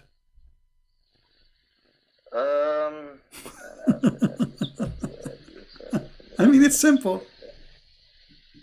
Sorry? It's very simple. Does it say in verse number 30, and after that, which means whatever before happened, it was before. Yeah, but it says after that he spread the earth. It doesn't say after what? After that what? After what? After that what? I'm saying it says on the chapter 30, in verse 30. It says after that, but after that on the next verse it doesn't say after that. It just says and. No, he continue. It says and after that, and he continue after that. After all of this, after he made the sky, after he left us up the sky, after he made the day and the night. And after that, he made the earth flat, because the ha mean earth flat. And after that, he made the earth, he brought the water and the substance. And after that, he made the mountains. So the last thing he created... Your mic is cutting off. Huh? Your mic is cutting off. Can you please... I'm saying the Quran make it clear that first Allah, he created the sky. He made the day, he left the sky up, he made the day and the night. And after that, he made the earth flat. So after the word after that, anything after, and it says and. So he continued about after that. And he brought water and pasture for the earth, which means grass and trees. And mountains. This is all belong to after that. You don't need to repeat after many times. So, and after that he did the following. So the last thing in the chapter number 79 Allah created was the mountains. Do you agree? The last thing he created was the mountains? Yeah. That is a big fat lie. What are you talking about? It's in front of you. No, it doesn't say then he created the mountains and that was done. Creation. Okay. Done. The verse here, does the chapter speak about the creation of the whole universe? Yes. So here it says, Allah, he created the heaven, verse number 27, and then he left it up, and then he made the day and the night, and after that he made the earth flat, and after that he made the water and the grass and the trees, and after that the mountains. So what is the last thing was? Maybe it doesn't say he created. First of all, it doesn't say he created. Like when we go to chapter 41, verse 9 to 12, it says it mentions the whole 6-day creation as mentioned in the hadith. Which day was created at first. Then we get a detailed explanation of order creation. So first was the. My friend, why you are changing the topic? Does it say that the last thing he mentioned here, it is the mountains? Yes or no? Yeah, because it is not mentioning the 6-day creation. That is why. Okay, but he is giving you now in details. Who care about the 6 days of creation? No. Okay. He's not giving. Okay, let me ask you. That's not what he's doing. Allah, he finished the earth first, or he finished the sky first? The one heaven. Okay, chapter 2, verse number 29, it says, Allah, he created everything in earth first, and then he went to the sky, and he finished the sky. So which one of you is lying? It doesn't say that. It says that. He created you. Listen, Habibi, listen to me so I can explain. Okay, go ahead. It says he created the earth, and then he went to heaven. Okay, so and what he did? He said he created everything in earth, correct? Everything. Does it say that? Yes, of course it says that. Okay, so let us make it clear, guys. It says that. Take note. He agreed finally. It is he who created everything in the earth, and then he went to the sky, correct? Yeah. Okay. He went to the heaven, so the heaven was already created. No problem. But what he did, but the heaven was not finished, correct? No, it was finished. He fashioned the heaven into 7 heavens, so he made other 6 That means it's not finished. That means it's not finished. So he made them after that. He made them 7 heavens. So the earth is done totally, and the last thing is finished. He went to the heaven, and the heaven he made them 7 skies. Do you agree? First was the heaven, then the earth, and then the 6 other heavens. Where's the scientific mistake? Okay. So now let us see. According to you, Allah created the heaven first, then he finished all the earth, then he went back to the heaven and he finished the heaven, correct? Then he made other 6 heavens. Okay, that's wonderful. If we go in the, hold on, because people will laugh in a second. People will laugh at what you said in a second, because the Quran said that Allah, when he went to the sky was a smoke. There was nothing. Smoke is referring to the okay. nebula, because No problem. No problem. Okay. All right. Hold on. Look at this. Allah, he made mountains. This is chapter 41, verse number 10. He placed mountain in the earth. So there's earth, and he placed mountain. Do you agree? Yes. Okay, and he made all the substance of the earth in 4 days, which mean water and trees. Do you agree? Yes. Okay, at this moment there was nothing in the sky. Do you agree? Because it was just a smoke. That was heaven. Yeah, there's heaven, but it was a smoke. There's nothing. There's no stars. Okay, listen. No. There was nothing in the heaven. Yes or no? To make it simple, there was only a smoke. Yes or no? No, I'm going to explain to you what the smoke is. Okay, what the smoke is. First of all, it doesn't say after he went to the heaven, he created or he constructed the heaven. Because when we go to chapter 79, verse 27 to 30, it says the heaven which was constructed and raised. So the heaven was constructed and raised. The reason why Allah says smoke is because according to scientists, after the Big Bang, the heaven was in a state of smoke in a nebula, which is smoke, a gas for billions of years. That is but the heaven is still constructed and raised, like the Quran says. Okay, so now what is the answer? There was, when the heaven was a smoke, there was a stars or not? Yes, of course. There was a stars. Okay, that's mean that, okay, guys. Yes, of course. He said when the sky was a smoke, there was a stars. So Allah is a liar, because the verse after, look how you get yourself busted. The verse after he says, and then he complete and finished them from his creation, and he created 7 heavens, and then he decorated them with the lowest lamps. Do you see it? It doesn't say then. It says that. It says that. It says that. This is by order. Then read with me carefully. The translation in front of you. Listen. The this is your Muslim translation in front of you. You lied. You said that when the sky was a smoke, there was a stars already. But look what the Quran is saying. After that, then he completed and finished from his creation in 7 heavens in 2 days, and he made each one of them heaven its affair, and then we adorn the nearest lowest heaven with lamps. So the last thing is created as the lamps. Okay, now let me get you busted and let me finish. First of all, what the Quran means by saying it is smoke. According to scientists, the heaven. Don't tell me according to scientists. Don't change topic. According to scientists, you are making a scam right now. Don't change the topic. Don't go to scientists now. I'm asking you. I asked you. I said when the Quran says there was a smoke, there was a stars there already. You said yes a second ago. Yes. Okay. But verse number 12. But verse number 12 saying that after that Allah created the stars. Okay. In Arabic, it doesn't say then he completed the. Okay, my friend, which interpretation you agree with? Let us get you busted again. Let us get you busted again. Which interpretation agree with you? Which interpretation agree with you that this is not about that this is stars are created now after he went to the sky and the sky was a smoke? There was nothing in the smoke. Which interpretation agree with? Okay, it says and he placed in the nearest heaven lamps. It doesn't say then. Stop lying. Okay, so guys, he's saying and. What does that and mean? That's mean in order. So the sky was okay. Hold on. If the sky already have stars, hold on. If the sky is now with smoke, everybody is laughing at you. If the sky, you say the sky when it was a smoke, there's a star. So why you need to make stars if they are there already? Because every star has its own age. One star is 1 billion each. But they are there. He created them already. The verse saying the sky was a smoke, and then this is your Islamic translation. Then he completed. It was not completed, and he finished them. And what he did in 2 days, and what he did, he made each heaven its affair. And what he did else, we adorned the nearest lowest heaven with lamps. This is the last thing to be created. Can I explain? You did already. But let me explain, Habibi. Calm down. Let me explain. Let me explain. It says then he finished the 7 heavens in 2 days, and he made the heaven.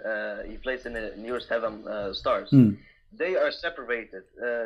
Completing the 7 heavens in 2 days and the stars. They are separated. I can prove that easily from Quran, because chapter 2 verse 29 says he created everything on earth, and then he finished. Then he rose to the heaven and created the heaven in 2 days. It doesn't say and the stars. Okay. They are separated. He created. Okay, no problem. No. Who said we are saying separated? We are saying that they are done in order. They are not separated. He is working now in the sky. He is working now. Okay, let me ask you. Why the Muslim translator he said then he completed? Why he's saying then? He's lying? Because it says in Arabic, and it says in Arabic. Okay.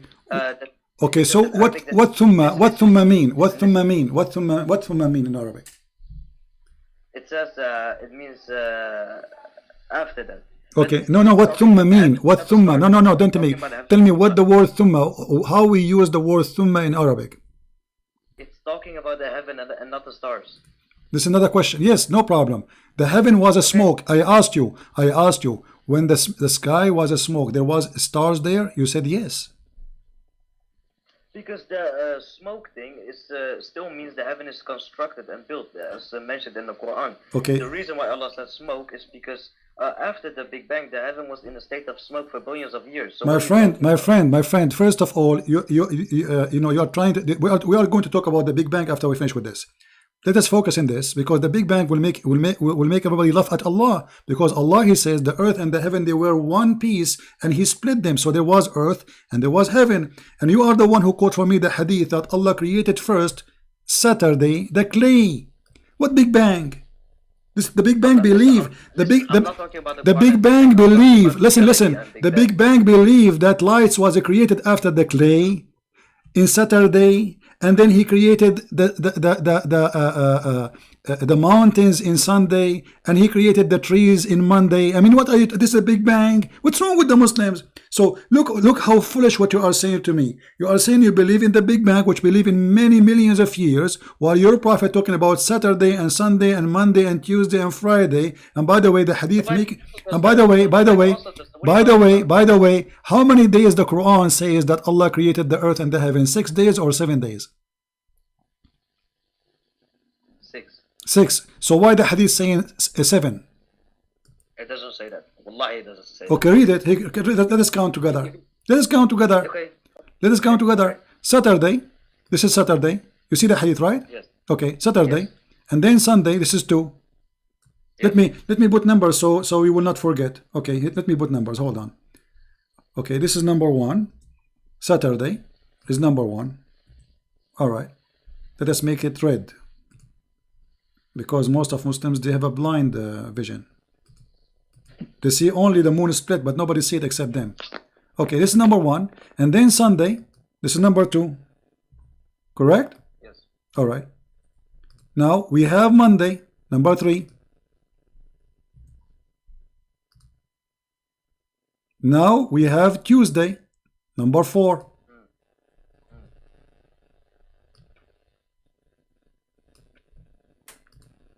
Now we have Wednesday, number 5. Now we have Thursday, number 6. And now we have a Friday, number 7. For Adam was created a Friday afternoon. Okay, now let me explain, and please, just give me 1 minute. Do not interrupt me, please. Go ahead. Okay, the Quran and the Hadith say that the 7 heavens was created in 2 days, and the earth in 4 days. Hold on. Don't change the topic now. Hold on. We are talking about the 6 days. So why you made me count the days? Why you made me count the days? Why you change the topic? Is it 7 days or 6 days? Wallahi, I will explain to you if you just let me finish. No problem. But does it count here 7 days? Yes or no? Okay, this hadith is talking about the 4 days of the earth. Is spreading the animals and creating Adam and creating the sun and the moon. Are they part of the creation of the earth in 4 days mentioned in the Quran? My friend, did your prophet says he created the last thing Friday? Adam, yes or no? Yes, but this is not referring to the creation of the earth in 4 days. No problem, but did Allah finish His creation in 6 days or 7 days? 6. Okay, but here it says that Allah is still working in Friday, and He created the Mr. Big Bang. You said to me Big Bang, right? It says a Friday afternoon and night. Okay, let me explain. Here, the hadith talks about creating the earth in 4 days. It says he created the earth on Saturday and created the mountains on Sunday and created the trees on Monday, and He created everything else on Tuesday. So these are 4 days. Creating the earth, creating the sun and the moon on Wednesday. This is not part of the earth, and causing animals to spread is not part of the earth. And Adam is also not part of the earth. So what are you talking about? But Adam is not part of the earth. He is part of the heaven and the sky. My friend, causing animals to spread is also not part of the creation. The sun and moon. Really? So who is the one who created? So did He create the? When you say the spread, does that mean He created the animals, or He did not create the animals? It doesn't matter. Do not change. No, it matters. It's a creation. So you are lying again. So Allah here Muhammad aka Allah, he is saying it is 7 days. And by the way, you said to me the Big Bang. Does the Big Bang believe in the Friday afternoon? The scientists, they say that there is Saturday and Sunday and Monday, and Adam was created on Friday afternoon. That's what the Big Bang people say. Listen, the Quran says that the earth is created in 4 days. Yes, is causing animals to spread in the sun. Okay, hold on. The Quran doesn't. The Quran doesn't say that. The Quran says that Allah created the earth in 2 days. No, listen. Let me get you busted. The Quran says Allah created the earth in 2 days, and then He created whatever in the top of the earth in 4 days. Yes or no? This is referring to the 4 days in one period at the same time. How you know that? If it is the same time, why He is dividing it? Listen, because the hadith confirms. Okay, no problem. You know what? I will go with you. You are trying to get away. Let us make it simple. Which one Allah created first, the trees or the stars? Give me an answer, final answer. Trees or stars?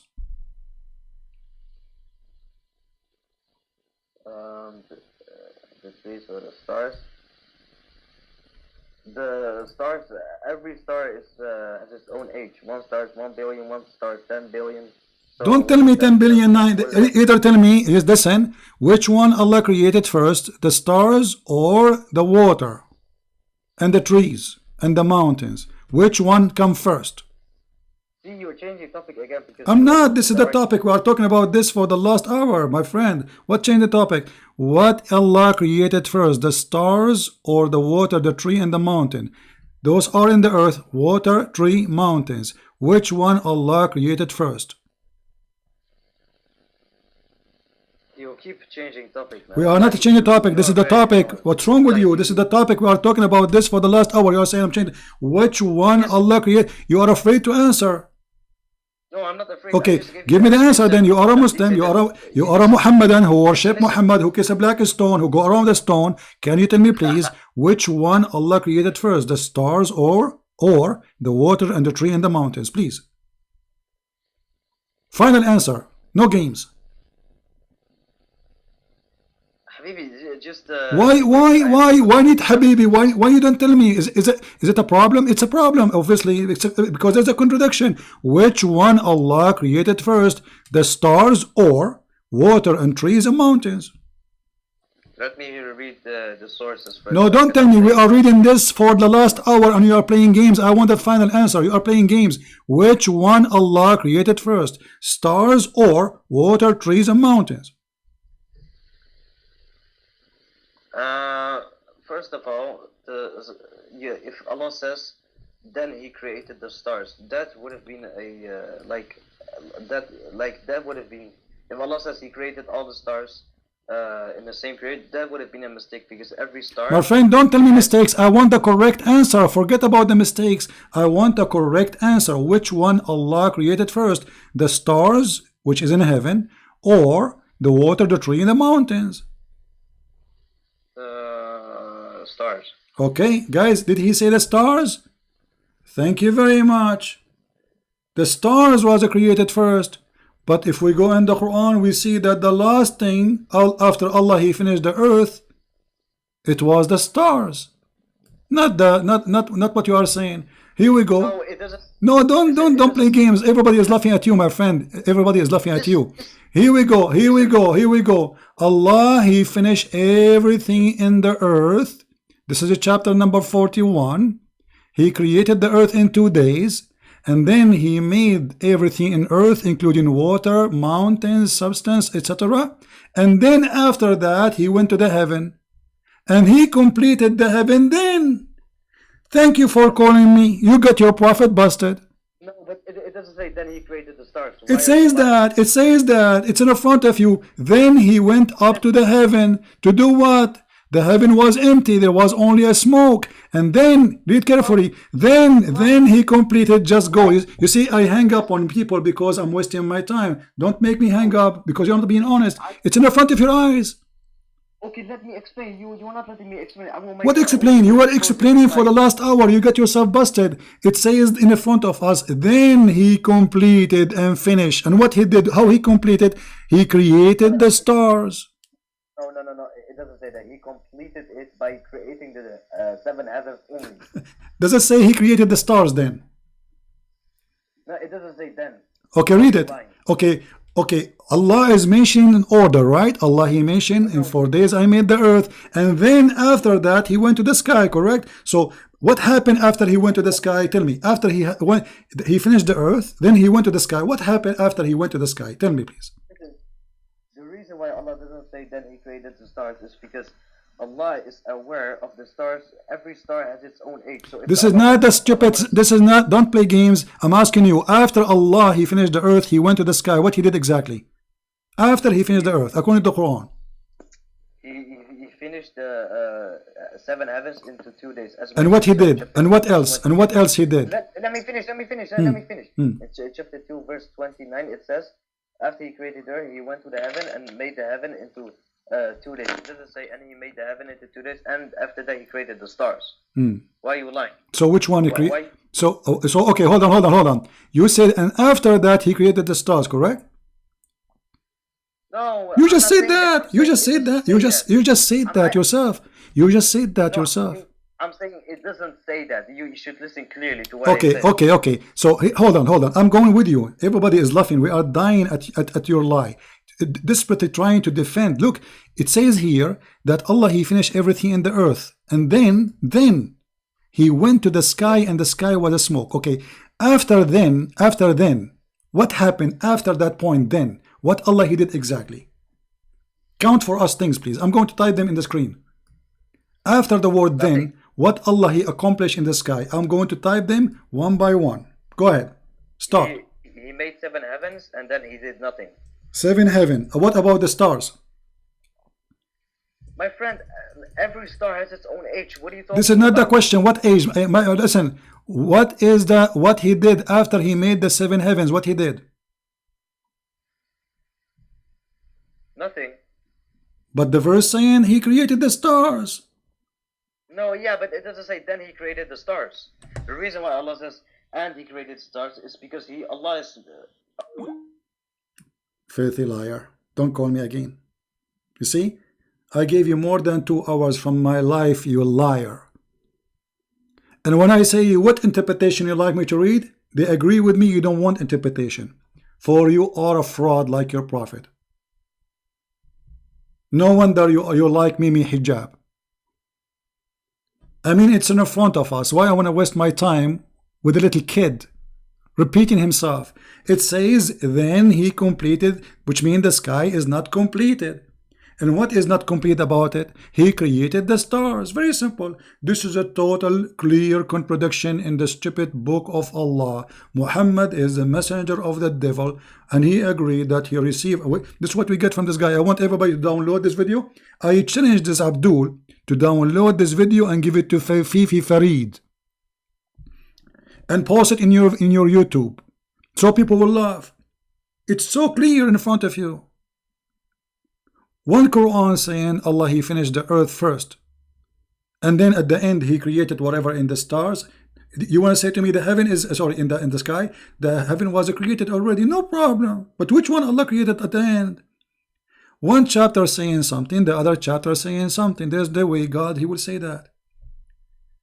God do not remember which one he finished at the end, which one he created in the beginning. Why? He is suffering from Alzheimer. He don't remember. Look at the order. Chapter 79 says Allah he created the sky. Then Allah he raised the sky. Then Allah, the liar, he said here, this is not the day and night. We open every interpretation. They say it's the day and the night. It's even they says in Arabic laylaha وَأَخْرَجَ ضُحَاهَا, and here it's day. And after that, so when the earth he start working in it, after he made the day and the night, after, which means after the stars is created. But here, after that, he start working in the earth. After that, he created the water. After that, he put the mountains. In chapter 41, the order is totally the opposite.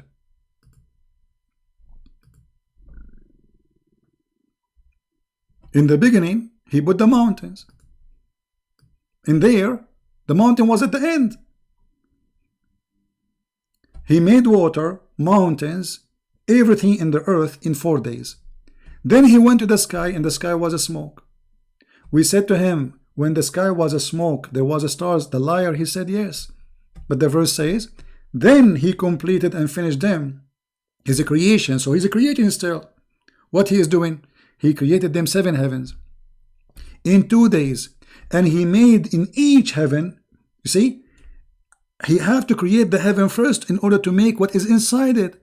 So now, and then he created them 7 heavens.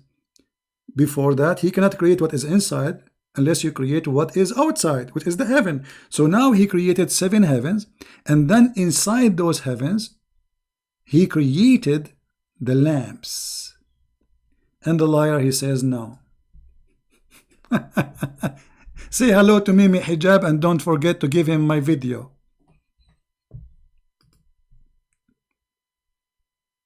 Coward. No dignity. People are laughing at you, and those videos are priceless. And Big Bang, a Muslim, he believes in the Big Bang. Muhammad, he says Saturday he created the clay. This is Big Bang. The light was created in Wednesday. This is Big Bang. The Big Bang is you.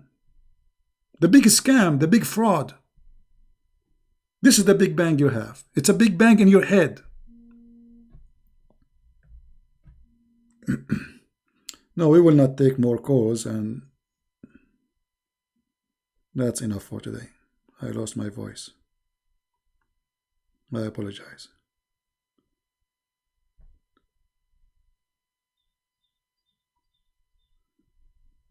This is how stupid to defend such a stupid cult. It's so clear. And the funny, you know, I show him Ibn Kathir, Al-Qurtubi, Al-Jalalain. He say, my friend, let me explain to you why I don't care what they say. They are wrong. What do you mean they are wrong?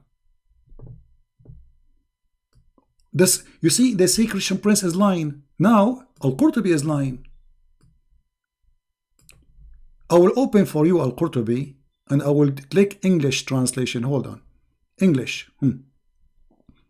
This is Al-Qurtubi, At-Tabari, Ibn Kathir. This page have all the interpretation. All of them, they are saying day and night, the sun, the day and the night. Ibn Kathir, translate into English. No shame. They have no shame. He made her day was shining bright and clear. He made her night dark and dark. Ibn Kathir, he says this is not about the day and the night. This is Al-Qurtubi, At-Tabari. Which one you want? All they are saying the day and the night. Liars. And this is about creating the lamps. You see it? The sun. No shame, no dignity, no honesty. This is why when we say we are debating Muslims, we are not debating Muslims. We are cornering them. They don't debate. They are deceivers. How many times the word appear here, the sun and the sunrise? So Allah created the night and the sunrise. Tafsir At-Tabari, Tafsir Al-Qurtubi, Tafsir Ibn Kathir. Who is else here? Let us see. Al-Qurtubi, Al-Jalalain. All of them, they say it is about the day and the night. Don't you have a shame? No, they don't have a shame, because Islam based on shame. It's a shameful cult. He created its night. He created its sun. This is what the verse means, duhaha.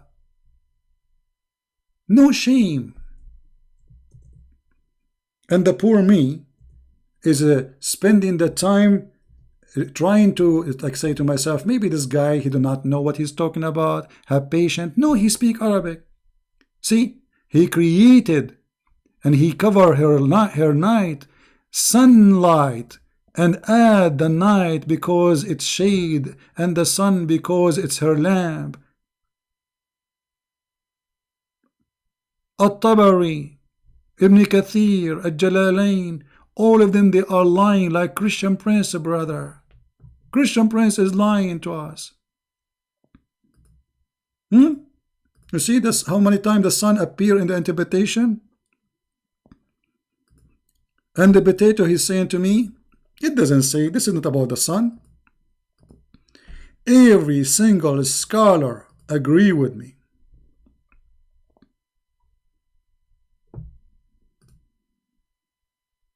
Garbage in, garbage out. Don't forget to say hello to Mimi. And by the way, in the Bible it says you can sell your daughter. My friend, you're a prophet. He sent his daughter so somebody will check her legs. You know what I'm talking about, right? This is what Muhammad he do with his kids. The Quran says, if this is a book not from Allah, which means not from God, you will find in it a lot of contradiction. And what more contradiction than this? A God, you don't remember which one he created first.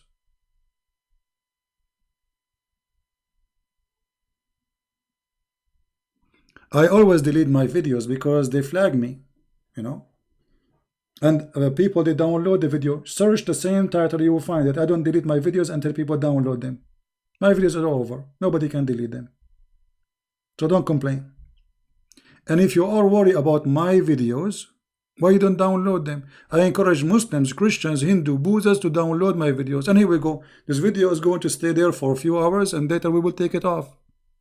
Download it, post it all over. I challenge this Mimi and Susu and Fifi to put this video in their channel.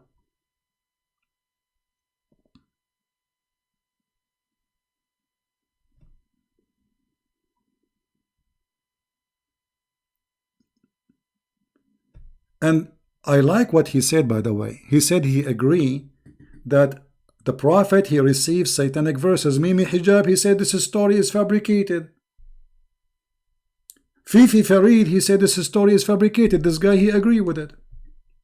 And not only that, he agreed that his prophet was under the influence of shaitan for 1 year. 1 year, and he said that black magic will make you act crazy. He said that, correct? So this call was maybe later I will unblock him because I'm done with this kid. I'm lost my patience, man. I'm repeating myself for the last 2 hours. And then when we say, okay, which one created first? Just tell us, man. He will not. They play games. Even the hadith, which he is the one who quote for me. Imagine, he is the one who chose this hadith, not me. He is the one who said that Allah, he created the mud in Saturday. It was his choice. And the light in Wednesday. And he said, this is not the sun. So what it is? There's only one light. Yes. For what? For the earth.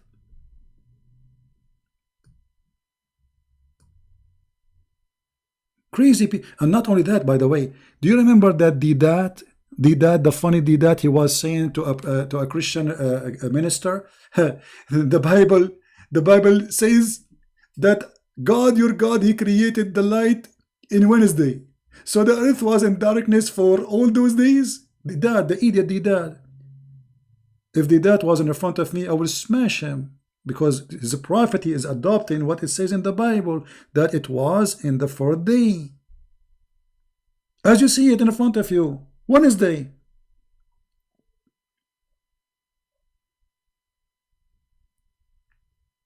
So the potatoes, they make fun of your Bible, but they do not know what is in their book. Muhammadan is the same as a camel. He thinks he is so handsome, his back is straight. Because he don't have a mirror.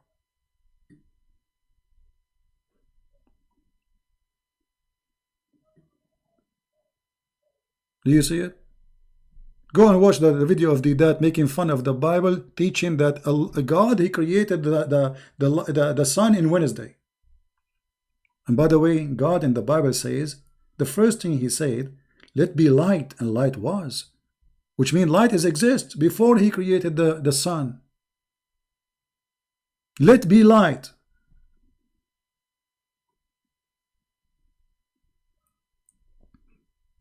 Now I say to this gentleman, even though he's trying to lie, I invite him to come to Christ and be honest with yourself, sit alone, read the interpretation of the scholars, read the Quran, be honest.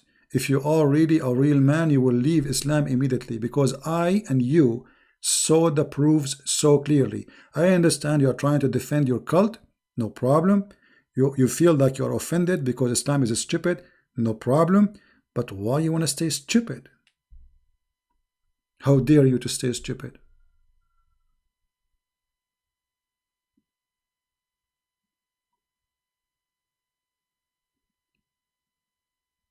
Very simple way to prove Islam to be. And look what we learned today from this call. This call is very important, by the way. I want everybody to, because this guy, I think he was going later to tell Mimi Hijab and Farid, called the Christian Prince, and I got him busted. Obviously, you got me busted, big deal. You admit that the Prophet, he received satanic verses, which mean he is a messenger of Shaitan. This is what it means to receive satanic verses. Muhammad is an antenna for satanic verses. Why Jesus did not receive satanic verses and God will take what Shaitan he put in his mouth? Why God did not say Moses he have satanic verse? Why Muhammad? And what Muhammad said, he was worshipping the three daughters of Allah as he agreed. How a person claiming that he worship one God, but hypocrite, he's a hypocrite man. When he is with the pagan, he's a pagan. When he is with the Jew, he's a Jew. When he is with the Christian, he's a Christian. When he's with Sabian, he's a Sabian. He's the same as Obama. Obama go to Jerusalem, he wear the hat of the Jews. He go to Egypt, he quote Quran. He go to the African church, he read the Bible and he sing the Bible with them.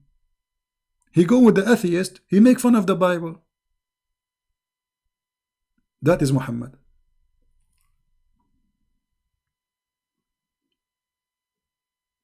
You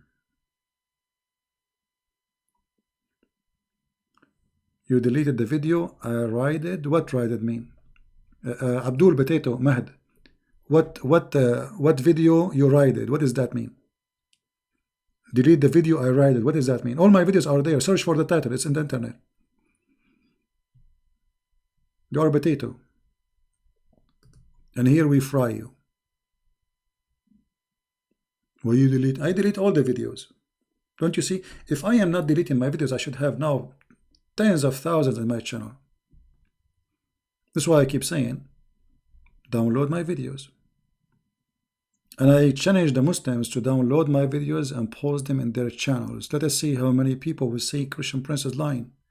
Especially this call. This guy, he was, you know,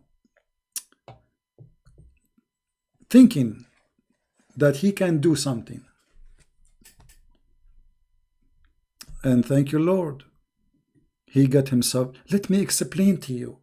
Every star has his own age. Allah, he finished all the stars in one time, you idiot. In one day. What age? In one day. Age what? And what does have to do even with the topic? The question is, when he created the stars, before or after? They have different age, they have different height, some they are youth, some of them they are old.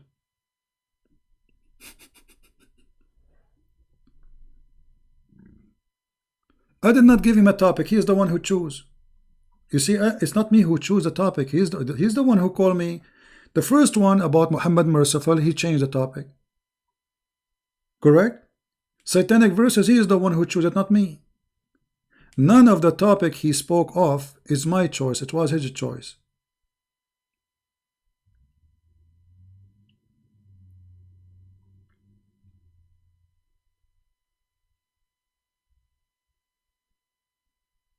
If you are the person who call me and you are prepared with the choices of topic, and this has happened, what if you are not prepared?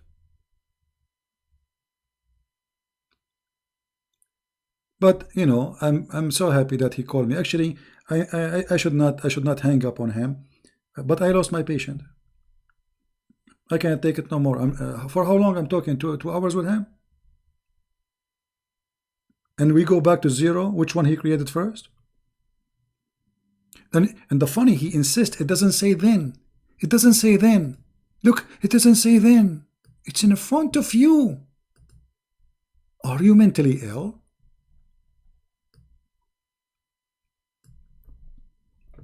Hey, Christian Prince, you're lying. Then I show the interpretation. He don't want to accept the interpretation. Obviously, we know who's lying. Then he completed. So it was not completed. So what happened then? What happened? How he completed? He finished them. He made them 7. So there was no 7 heaven. There was only a smoke. So he made 7 heaven. And then what he did after that, because you made the stars inside the 7 heavens, but yet there's no 7 heavens. I asked him here, when the sky was a smoke, there was a stars. He said, yes.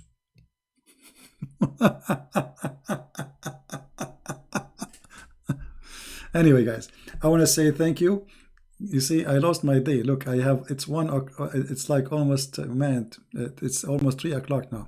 So I want to say thank you for being here. Please download the videos, because the Muslims, they will fight those videos and they will try to take them down. Download it. All videos I make, any videos, feel free. All my videos are made for you, not for me. I do not need videos. I'm not really interested in them. I made them for you so you guys can learn. Download it and share it. And if you speak the different language, I would subtitle. You can cut this video from, like, if you want to make just if we can call it a debate, I don't call it. Those are kids. They are kids, literally kids. You see, a person who have knowledge, he will not say what this guy he said. Why? Because denying what the hadith is saying is stupidity. Denying what your prophet is saying is stupidity. I show him Sahih hadith. He don't want to accept it. Al-Bukhari, he don't want to accept it. This is the sign of weakness. You show me the Bible, I don't say I'm not going to accept it. So when they feel that they are under a threat, they go in denial. The threat of Islam being exposed. So suddenly we refuse what Muhammad said. We refuse what Al-Bukhari said. We refuse what At-Tabari, Al-Qurtubi, Al-Jalalain. All of them, they are scumbag. And Christian Prince is a liar.